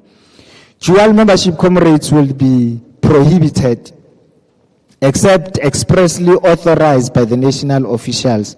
Upon verification that such membership is with organizations that are politically, ideologically, organizationally aligned with principles and objectives of Africa Maibuye. An example would be a political movement that will not contest Africa Maibuye. You may be granted to have dual membership to that particular organization, but then you can't have a dual membership on an organization that will contest. So the entire assessment and verification will be done at the back office by the officials. The movement shall develop and maintain a centralized membership database under the Office of the Secretary General to ensure accountability, statistical integrity, and strategic planning. Membership shall not be used as a means for personal advancement, patronage, or gatekeeping. The Africa Maibuye movement affirms equal access and dignity for all members, regardless of class, gender, sexual orientation, which covers LGBTQI+, religion, and geographic location. Members shall be required to participate in campaigns of national importance, including civic education, election mobilization, community development, solidarity actions across the continent and in the diaspora. Maibuye shall promote the active inclusion of youth, women, people with disabilities in all structures in the movement, beginning at branch level. Members may resign voluntarily from the organization by submitting a written notice to their branch, but such resignation should not absolve them from any unresolved obligations or pending disciplinary matters. So the Constitution frowns upon resignation on Facebook. when you resign, you resign directly to the branch that you have joined. Under normal circumstances, we would have administered a declaration. But then, because this is a workshop that will still galvanize input, maybe let's skip that and not administer it. We'll administer we'll administer it once we have adopted the Constitution. Now, Section 5, which should be read as Section 6, states the rights and duties of the members. That includes the right to participate fully in all programs and meetings and activities of the movement, the right to elect leaders at all levels and where qualified to stand for election to leadership position, the right to access the Constitution, policies, programs and decisions of the movement, the right to political and ideological education, including induction into the Restoration Manifesto, which will still be carried out throughout. We've started already with Limpopo and will be taking on other provinces in the going forward. The right to express views, proposals and constructive criticism within organizational structures. The right to fair treatment, dignity and protection from discrimination, victimization or unfair disciplinary action. The right to be defended and represented in internal disciplinary processes, the right to initiate proposals and programs for consideration by the movement, the right to associate with sectoral, regional or affiliate structures of the movement, the right to access leadership and organizational support and guidance when engaged in community struggles, the right to request information, feedback and accountability from elected leadership, the right to voluntarily resign membership subject to organizational procedure. Duties of the member is to uphold the Constitution, to demonstrate loyalty to the movement, to actively participate in the campaigns of the organizations, which includes meetings, recruitment drives and programs, to respect. So these are your responsibilities, your duty as a member after you've signed your membership, to respect and abide all organizational decisions, to maintain revolutionary discipline and resolve disputes within the internal processes, to pay membership fee. Comrades, to pay membership fee and to contribute to fundraising or resource mobilization efforts, to protect the unity, image and credibility of the movement at all times, to refrain from acts of corruption, gatekeeping, factionalism, tribalism, sexism and discrimination, to serve the people of South Africa selflessly and act as an agent of justice, dignity and emancipation in communities, to safeguard organizational property and resources that are assigned to you, to promote political education, mobilization and recruitment, to act in accordance with the values of Ubuntu, Pan-Africanism and those that are expressed by the manifesto. Balancing of the rights, the enjoyment of rights by members is inseparable from fulfillment of their duties. Rights shall be exercised responsibly and in a manner consistent with the Constitution, policies and discipline of the movement. Failure to uphold one's duties may result in the limitation, suspension or withdrawal of membership rights in line with the Constitution. On affiliate membership, comrades, as a movement, we do accept affiliate organizations. So beyond direct membership as individuals, organizations also can be able to affiliate to Africa Maibuye, provided that they have a membership of 300 to join the organization as a collective. To affiliate membership shall be approved. Affiliate membership shall be approved by the national core team, meaning that in each and every meeting we are going to give report on organizations that have applied for affiliate membership, and this particular meeting is going to approve. Provincial and regional structures may engage potential affiliates. Okay. Provincial and regional structures may engage potential affiliates and submit proposals for approval to the national officials, but then cannot admit or approve affiliate members. So there could be forums in communities, there could be organizations that contest at a regional level or at a locality level. They can ask for affiliation at regional level, and then you have the responsibility to escalate that particular request to national leadership. Any organization or collective seeking affiliate membership must submit a written application to the Secretary General with copies to the relevant provincial and regional secretaries. Such applications must include the organization's founding documents, aims, and objectives, so that they do not contradict for what we stand for. Political parties applying for affiliate membership may not be contesting the upcoming elections. Organizations joining as a collective must provide proof of their mandate, either through a resolution adopted at their national conference or through documented confirmation that the majority of their members support affiliation with Africa Maibuya. Such affiliation must also be accompanied by unanimous resolution of the organization's leadership structures. Affiliate members shall enjoy participation rights in meetings, engagements, and programs of Africa Maibuya at appropriate level in accordance with the guidelines, which will be published by the national officials. Affiliate members shall commit and uphold the aims and objectives, principles, values, and discipline of Africa Maibuya as outlined in the founding manifesto and all other basic documents. The national officials reserve the right to summarily terminate affiliate membership should the affiliate is in contradiction to the constitution, policies, or interests of Africa Maibuya. In the absence of the chairperson, deputy chairperson, you can come and take hands. Comrades, let's stick to the constitution before we go to section 8. Okay, thank you. SG, I will take the hands to those who want to comment to under membership. We'll start on that rule. Number 1, number 2, number 3, number 4 on that role. Thank you.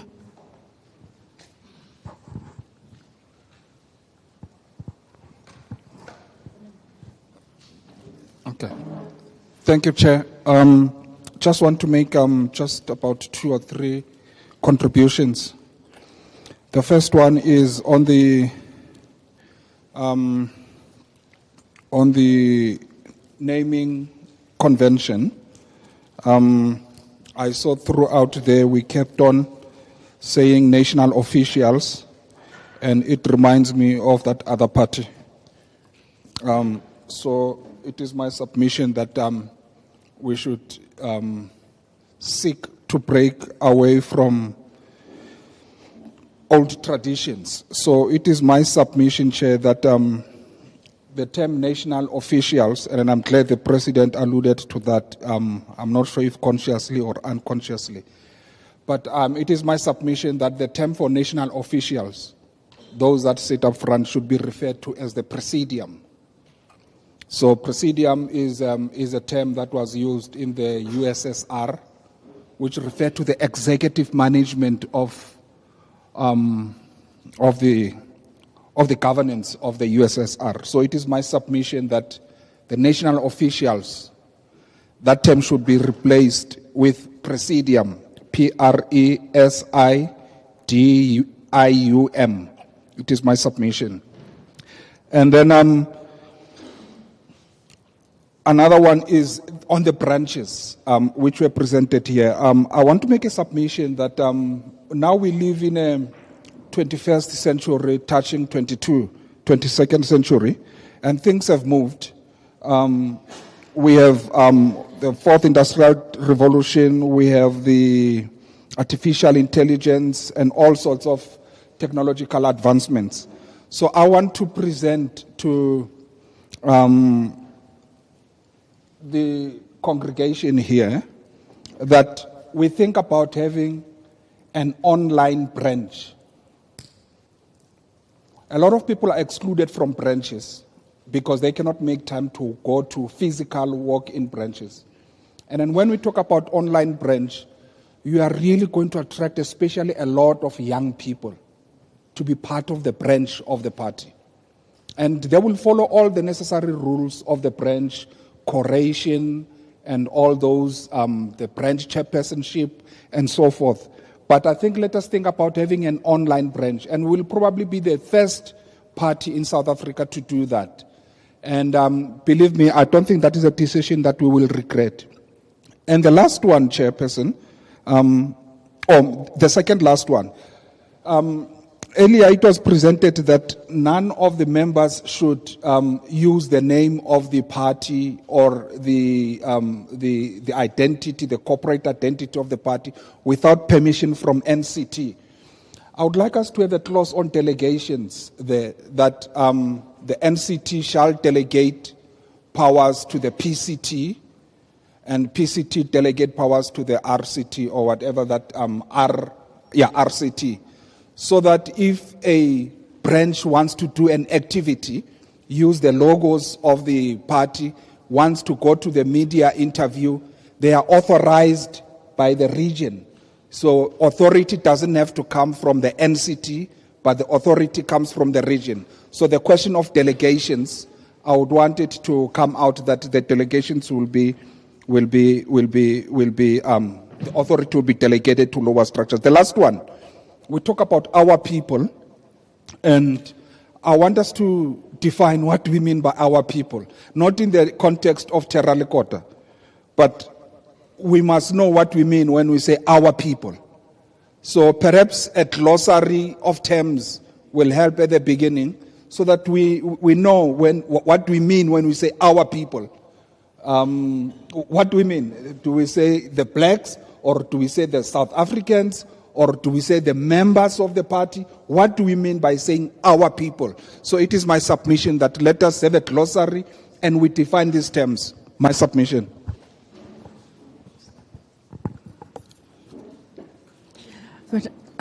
Good afternoon again. I'm not going to be long. I just want to make sure. You see, Chairperson, I've copied the Constitution and I've worked through it. I just want to make sure, because the copy that I'm having here, if I look at the roles and what we've done, the regional court team, it's not the same. Okay. So how do I know whether it's corrected what I saw? We didn't get it. Oh, okay. All right. Now then, if it's not the same, then I'm covered. So I hope. And okay, the last one is that, look, I'm going to be quite honest. There's certain things when I read, I like to understand what I'm reading, right? So the Constitution and as well as the manifesto actually broaden my vocabulary. And when I'm reading here, like simple things like sunset clause, I don't know what is sunset clause. So I have to go back and I have to read again. And the glossary at the back is very limited. So I will submit that with each section, just to have some words there to accommodate us all, just so when you read, you understand what you are reading, because the document is very, very high level. So just to make it easier, so when we as leaders go out to, if I go out to Region 5 or the Far East Mamelodi, to also explain to them, I know what I'm talking about. Thank you. Thank you, Comrade Chair. My name is Nick Kumalo, a spokesperson of Hampton. Comrade Chair, the most principle that will be quoted in the lifespan of the Constitution of Maibuye will be democratic centralism. All commissars available here, they will agree with me. That will be commonly known because it is an operative principle. When branches sits and all other structures sits, when troubles start, all secretaries will have to respond with this principle. With that, Chair, it has got two variables that govern the democratic centralism. Variable number one, in clear terms, decisions of the majority are binding to the minority. That is when all our structures have said and are fighting and are ill-disciplined because they have lost, this principle will be quoted. Variable number two, the decision of the higher authority is binding on the lower authority. Then in that way, my leaders, you take variable number 1, if possible, we write it as it is, and then we put the adjectives, because the adjectives are very good that are written on the principle, but they seem to be defining a noun that seems not to be clear. In short, decision of the majority are binding to the minority. Then you start the sentence that begins on page 12 that this principle means as we canvass our decisions in an open space, what is written there.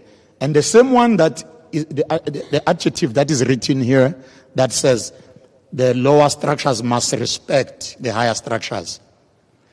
You can write that one after you have written decisions of the higher authority are binding, so that it is clear, because this one will be cited more than all other clauses that you have. And then you don't have to bite the tongues when comrades are on each other's throats on the conferences in the near future.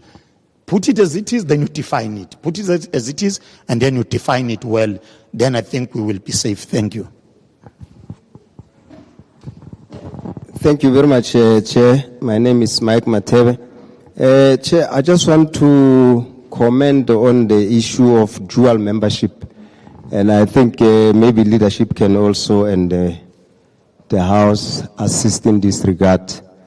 The issue of dual membership, leadership, I was at some stage a member of one political party, and I renewed my membership in 2012 for 5 years. And the following year, in 2013, I joined a new political party. And I resigned from my previous political organization. And I remained a member of the new party until 2016. I went back to the old political party. I found that membership of mine was still existing, which means I had dual membership at that time. And when I wanted to join, they said, no, you are still a member in good standing, because your membership is expiring in 2017. And I waited until 2017 because I was still a member of that old party that I went back to it again. So now the issue here, Chairperson, in 2022, I renewed my membership in the old party I'm coming from until 2027. And I've resigned from that party now. I know they are not going to remove me, which means I'm having dual membership. So I want the leadership to assist us to say, because it's not my own making. They are not removing us from the other party that side. We continue to be members even if we have resigned. So I'm just checking what in that situation, and I think it's not only going to be myself here alone. There will be others who will be affected in this way.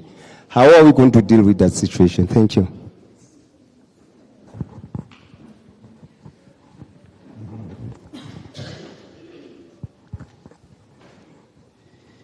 Revolutionary greetings, President, structures, national leadership, all protocol observed.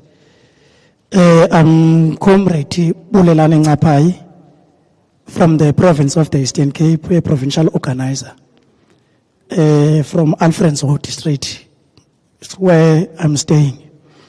I want to have an input on in section 4, paragraph 4. About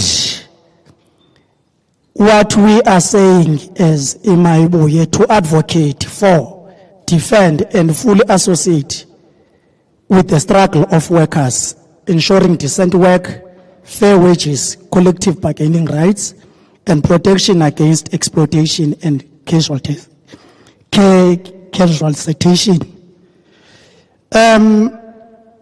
In terms of labor relations, we as trade unionists facing the problem of closed shop bargaining that almost is happening on public servant institutions, whereby we found employers, for example, district municipalities and local municipalities, where the Mausa is organizing the most.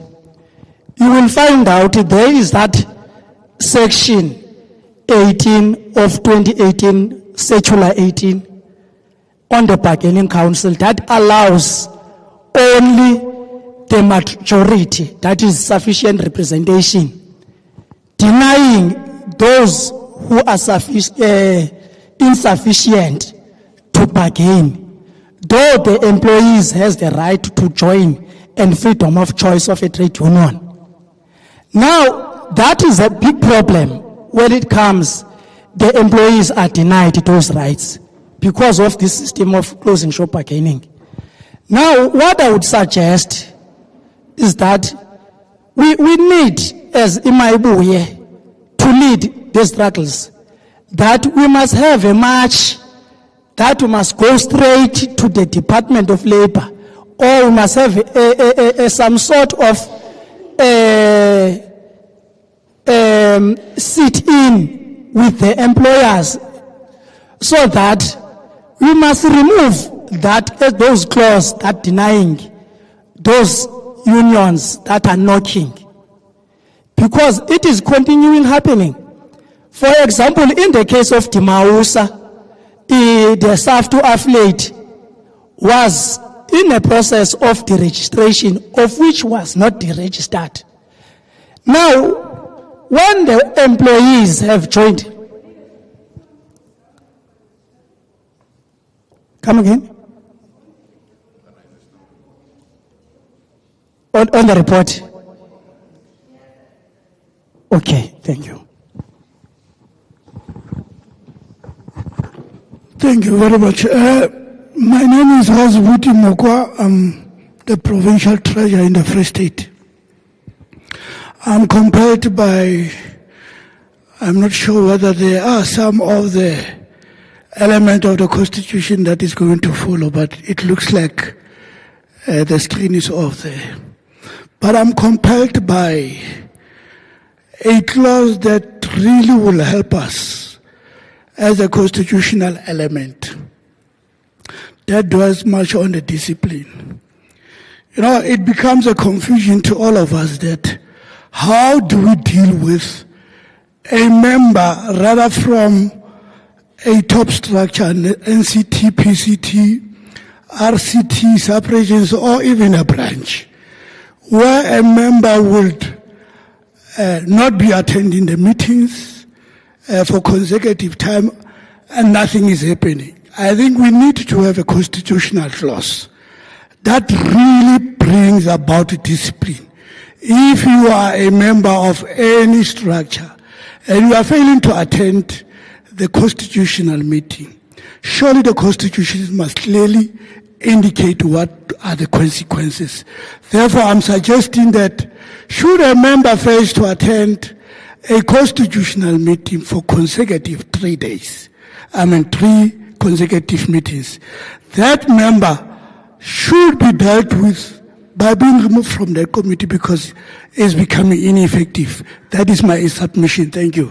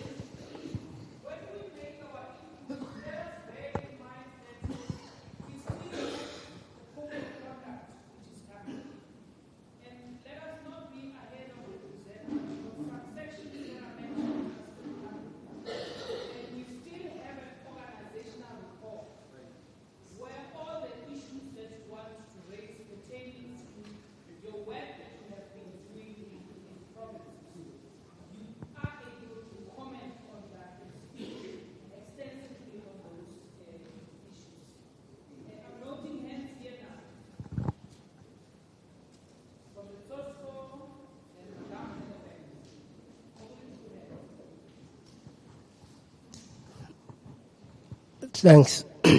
I'm Opa Soskumkwena, the provincial secretary in Gauteng.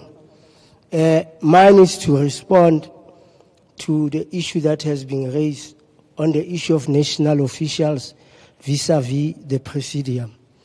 The Presidium in USSR Constitution, it was to differentiate the party and the state. So decisions in terms of the highest decision making in the state were with the Presidium, whilst in the party it was the Central Committee. So I see nothing wrong in regards to the national officials.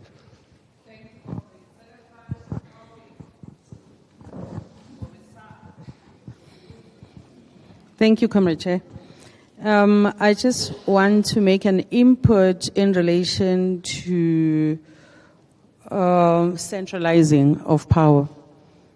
I feel that the national office will be overburdened when it comes to violation of policies, the constitution, the policies, etc. If that can be decentralized and allowed to form ad hoc grievance committees, so it will assist to speed up whatever crisis we come across. Thank you.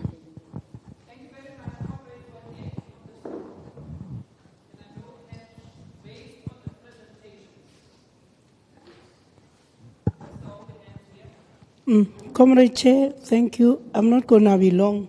I was just saying on the probation, that of 6 months, let it talk loudly as to, like we know we are a newborn baby, and then we've got people that have just joined, others haven't even made cards. So let it talk from here to here so that we don't have confusion here. Thank you.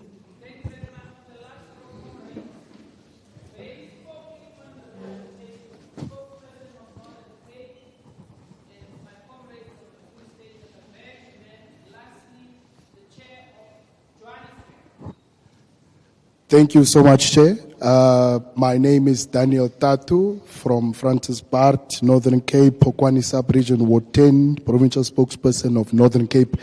Chair, my submission is on the issue of democratic centralism.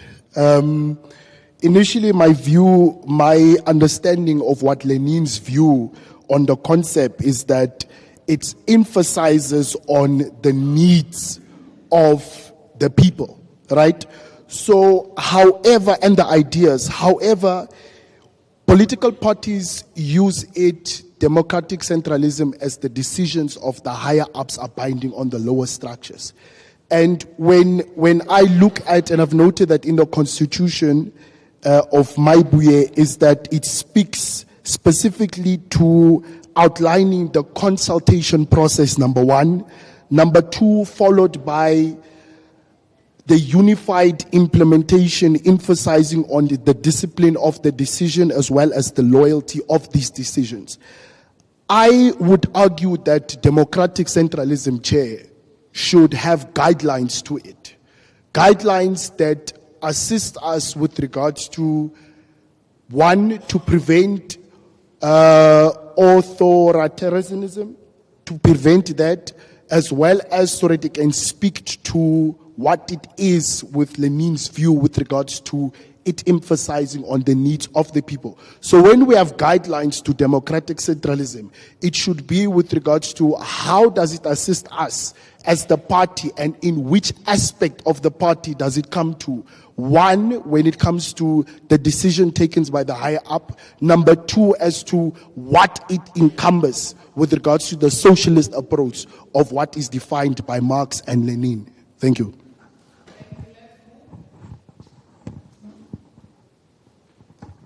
Thank you, leadership. The first question here, are we abandoning the idea of Fanaka, the membership before payment? Because Kibona Ekaren Hausa Bua Kayon. And then number two, there is online membership payment and also physical one. And when you pay membership online, there is a profile for yourself. Essence e create ke system. Now I'm asking a question. The first one is that if you pay physically, how is it your profile on the electronic profile is going to be made? Number two, how much important is electronic membership vis-a-vis the physical membership? Because I have noticed that immediately after you have paid, the electronic membership tells you the beginning of your membership and the end of your membership. Now, the question is, or the last question on that is, if someone wants to is to pay a membership, right? And then you want to make a profile for that particular person, and that particular person does not have the bank and so forth, and then he says, okay, here is my 20 rand, and I want you to pay for me and create profile for me. Is it going to be allowed? Thank you very much.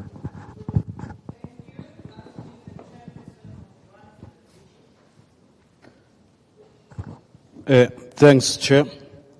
Mine is on page 39 on section 6. Number 12, a probation period. I think it speaks to the issue of 6 months probation to be given to a person in order to then be a full member. I think moving with the principle on number 10, on issue of safeguarding the organization, my proposal is that we also put a probation period into the issue of being elected or being deployed into leadership position. I would say for mine, it will be that in order to protect opportunism, to protect and safeguard the organization, probation to full membership 6 months, into elected position, let it be 12 months. It's a suggestion from my side. Thanks, Chair.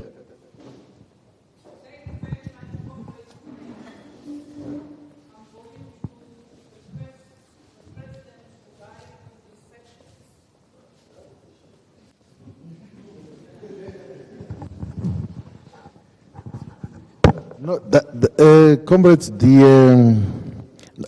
I think in the first part of the discussion, we can't change that pattern of red, black, green, because we're adapting it from elsewhere. Already, we're being accused of having taken the logo of Malawi or something. So we're taking the Pan-Africanist logo, which is a universal logo. So even this clothing label called Gucci, they've got those colors. But that pattern affirms the Pan-Africanist flag. So we can't move away from that because that is the political explanation of that. In terms of the branches, these ward-based branches that are defined, and then VD-based branches, and then institutional branches. To say that if there is a hospital where there's a lot of people and then they want to launch a branch there, they can permissibly launch the branch according to guideline. Or a university where, yes, there will be the student movement branch, but if workers want to launch a branch, lecturers and everyone else there, they can launch a branch. If there's a huge mine where most of the people stay and work there, they don't have time to participate at a branch at home, they can institutionalize a branch there. So those are the three categories of branches that are mentioned. I would think that before any proposal is given on an online branch, let's try to have online programs and see how do they turn out. Like, can run an online political school where there are people who log in and then interact and everything else, and then you will then assess with time if that can be mutated into a branch on an online space for those who physically cannot move or do not have, in terms of the work commitments, cannot move from one place to another. Now, democratic centralism is the only thing that will hold the organization together. So, because the opposite of democratic centralism is federalism, where it doesn't matter what the national leadership or the organization says, you can do as you wish. As lower structures, it doesn't work like that. So the principle is that we discuss the constitution and agree on the values and the principles and objectives and aims and roles and functions. But as lower structures, when you pick up that it looks like some of these decisions are inconsistent with what is in the founding documents, then you can call that out in an official engagement. But you can't want to say we are running a federal organization. I can tell you now that the DA calls itself a federal organization. They even have something called Federal Council, but they exercise democratic centralism. When they give directives of what should happen to all their councillors everywhere, they all follow the line. There has never been anyone who defies them. Like to say, in the spirit of federalism, we are going to work with the parties which the national leadership is against. I know this because there was a guy who used to be the chairperson, but he's late now, called himself. So we used to be in the same building, in Mark's building in Parliament. He was a national chair of the Federal Council. He used to say that democratic centralism is the only way to run an organization. There's no any other way. Because you can't run an organization meaningfully through a federal arrangement where you take decisions and then the lower structures are saying something different to what has been the common mandate. But it also protects the organization against opportunism. In a situation where one person wants to impose their views or hold the organization at ransom, even when majority is saying we must go this direction, so no, I don't want that, I must go this direction. And then if you are not protected by democratic centralism, that person can say, I've got the right to publicly disagree with you. And there is no sane person in society that can trust an organization that contradicts itself publicly. Because they will not know what do you stand for. What are your principles? What are your values? What is your position? If you are going to contradict yourselves publicly, you are not worth respecting as an organization in terms of what happens. And I think the inclusion of the probation period, and we can make it 6-12 months, is to not frustrate the organization, because in the formative stages, there might be those who come for wrong reasons.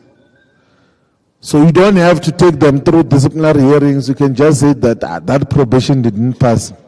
We didn't accept the membership. So it was nice that you applied, like we're together, but the manner in which things have been going, they are not consistent with how we want to build the organization forward. Now, comrades, we must never be worried a lot about the terminology. We will, all of us, understand that. It won't happen in day one. But and you will realize that it's the simplest and the easiest of terminology that is used. We just have to be able to patiently speak to it, and then we're able to educate each other. When I was a young student activist, I used to read some article of Kwame Nkrumah of imperialism in the highest stage of capitalism. I used to think it's very complex, but later on when I got to pay attention, I realized that it's a very simple thing to understand. And all of us, I can assure you, you might not believe that now. I can assure you that in a very short space of time, with the political schools and the persistency of political education and political work that we will do, all of us will be able to understand the complex things, and we will also be able to simplify all of those issues to ordinary people. It's not that when we have now understood we're going to be throwing terms and terminology around in community meetings. We will be able to explain to society that this is what this means in the context of our struggle. Because sometimes this attempt to say, don't talk about neocolonialism and neoliberalism, just talk about water and roads, it's an ideological diversion and warfare that you must not expose the weaknesses of colonialism and the fact that our country is controlled from elsewhere. How are you going to expose neocolonialism if you don't talk about it? Your only concern is that there must be water there and roads there and everything else.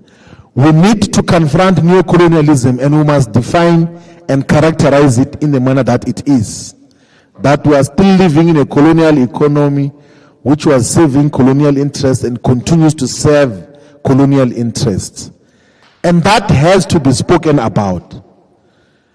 So this oversimplification of politics sometimes is not just oversimplification. It's an attempt to remove politics from politics, real politics from politics. To say, no, don't worry about these things. Those things are very complex. Just focus on the quick things. That your problems are not the system of capitalism. The problems are not the system of imperialism. Your problems is the people that you are living around in the township. That is what they do. That is what the global imperialist system does, by the way. They say, no, your poverty is not because of us who are exploiting your resources. Your poverty is because of the local politicians who are too corrupt. Your poverty is because of the neighboring countries which have sent people to your country, who are taking your jobs and everything else there. And whilst immigration is a problem which must be confronted clearly, we must not be divorced from the fact that we are still living in a neo-colonial, imperialist and neoliberal economy. The biggest beneficiary of the wealth of the African continent, of South Africa, is the former colonial masters who are in control of all our mineral resources. Trillions of rands are being stolen by the companies that are in the London Stock Exchange. But none of us get to pay attention to that. We think our problems narrowly is Zimbabwe, is Lesotho, is the people around. But trillions of wealth is being stolen by the colonial settlers. Like the mineral resources are being stolen, the marine resources, the fishes in the oceans are being stolen every day in huge volumes, and thousands, if not millions of tons. Our coal, everything else is being taken by the colonial settlers. But the diversion is that, no, don't worry about those. They even train us to fight against small-scale miners. Like people, like small-scale miners. Like, they say, no, the problems is Zamazama. Do you know the amount of minerals that is taken by the so-called Zamazamas is not even 0.001% of the minerals that are taken out of this country by the mega colonial settlers. It's nothing. But the ideology is that no, don't talk about those things. Don't be too complex. Just talk about the water.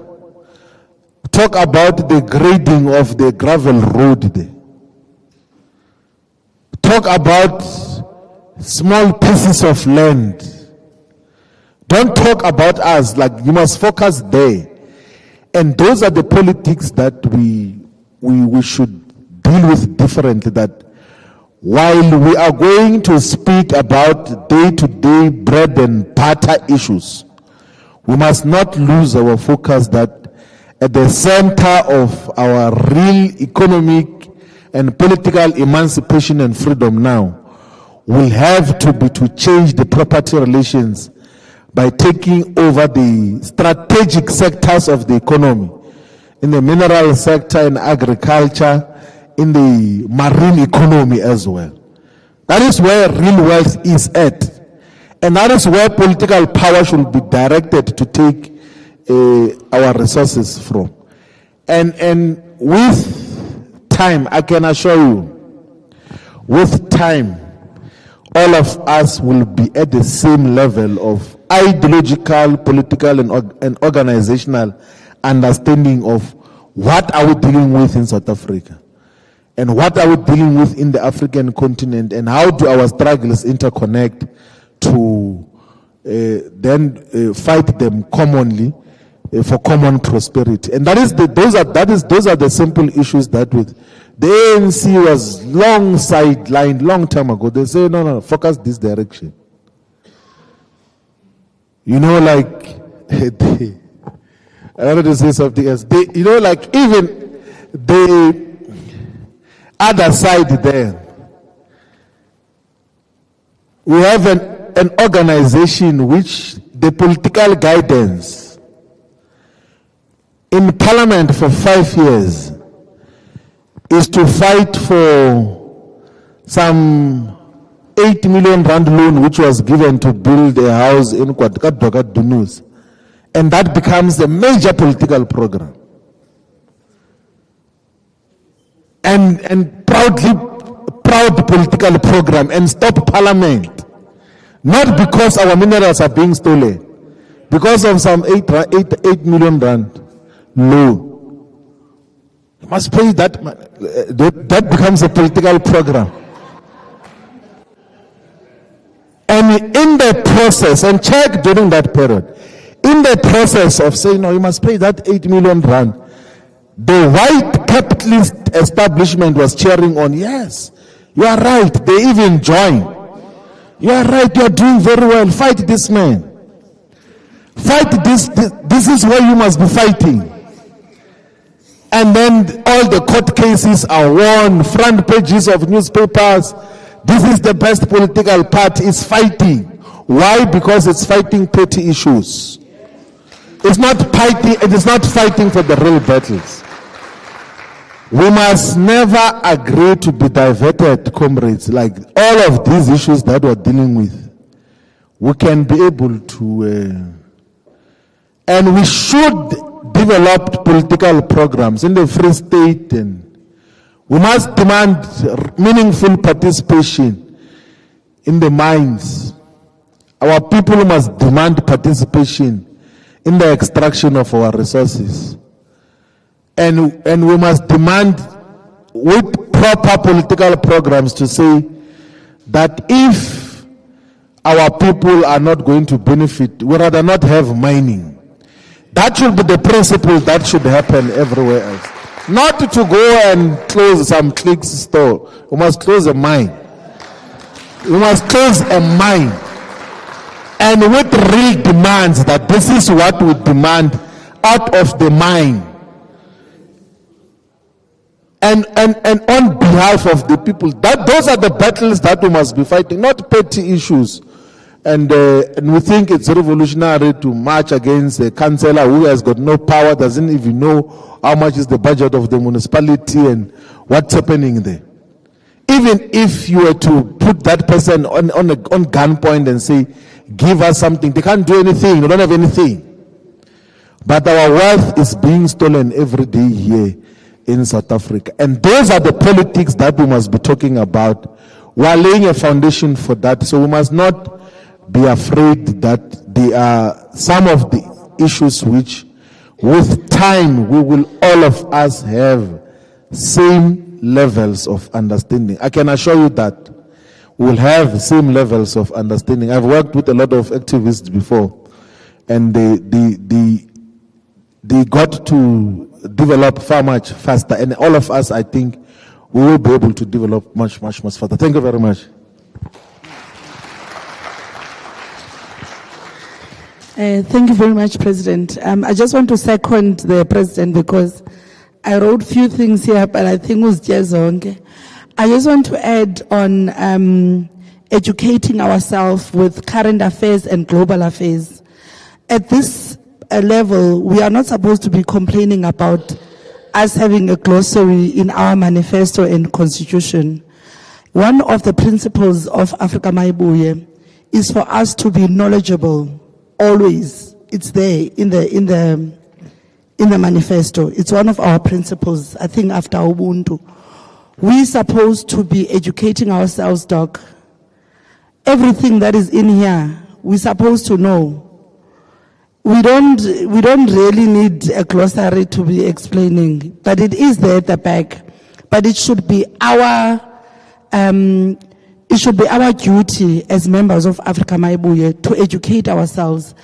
And when we go to the ground, you'll find out that the people will have their own understanding of Africa Maibuye. The President was sharing yesterday to say that in Limpopo, when he got there, everyone was having their own definition of Africa Maibuye. So we shouldn't be concerned that much as we make sure that we plant a seed on the ground so that our people, they understand that the fight is not over.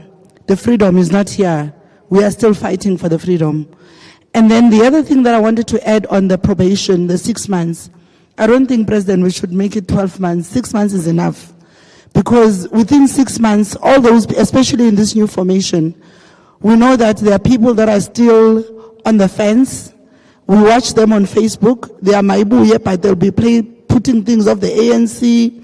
You know, they're still, we're not saying that we are not friends with them, but what we are saying is 6 months should be enough for a person to know that now I am Africa Maibuye to the core, and I'm unapologetic about it.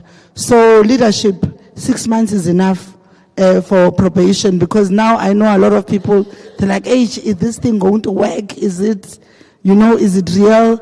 But within 6 months, we need to be sure when we are going to local elections, we need to know that we are going with the soldiers that are with us, not without us. And then also, when we're talking about current affairs globally, like the President was saying, the oceans economy is untapped. Even when the Minister of Transport is giving a report, she'll always talk about the rail and the transport, but she won't go deep into the oceans economy, because that is where it is critical. That's where our money is. But they say nothing about it. The president of the Youth League, Youth Movement, we had a conversation, and I said to him that, you know what, you need to start now educating yourself on what is really happening in all these departments, especially in the oceans economy, so that we are different as Maibuye, so that our culture shows that we are no longer fighting with the spear, we're fighting with the pen. Those 3 dots, they mean that, you know what, we are doing our research, and we are going to educate people so that they know that the fight is not over. Thank you very much. Thank you very much, comrades, for the contribution on these sections that were presented. And thank you very much to Comrade President and DP for guidance in that regard. We are now going to pause, comrades, and take a lunch break. Lunch is ready. There will not be any delay.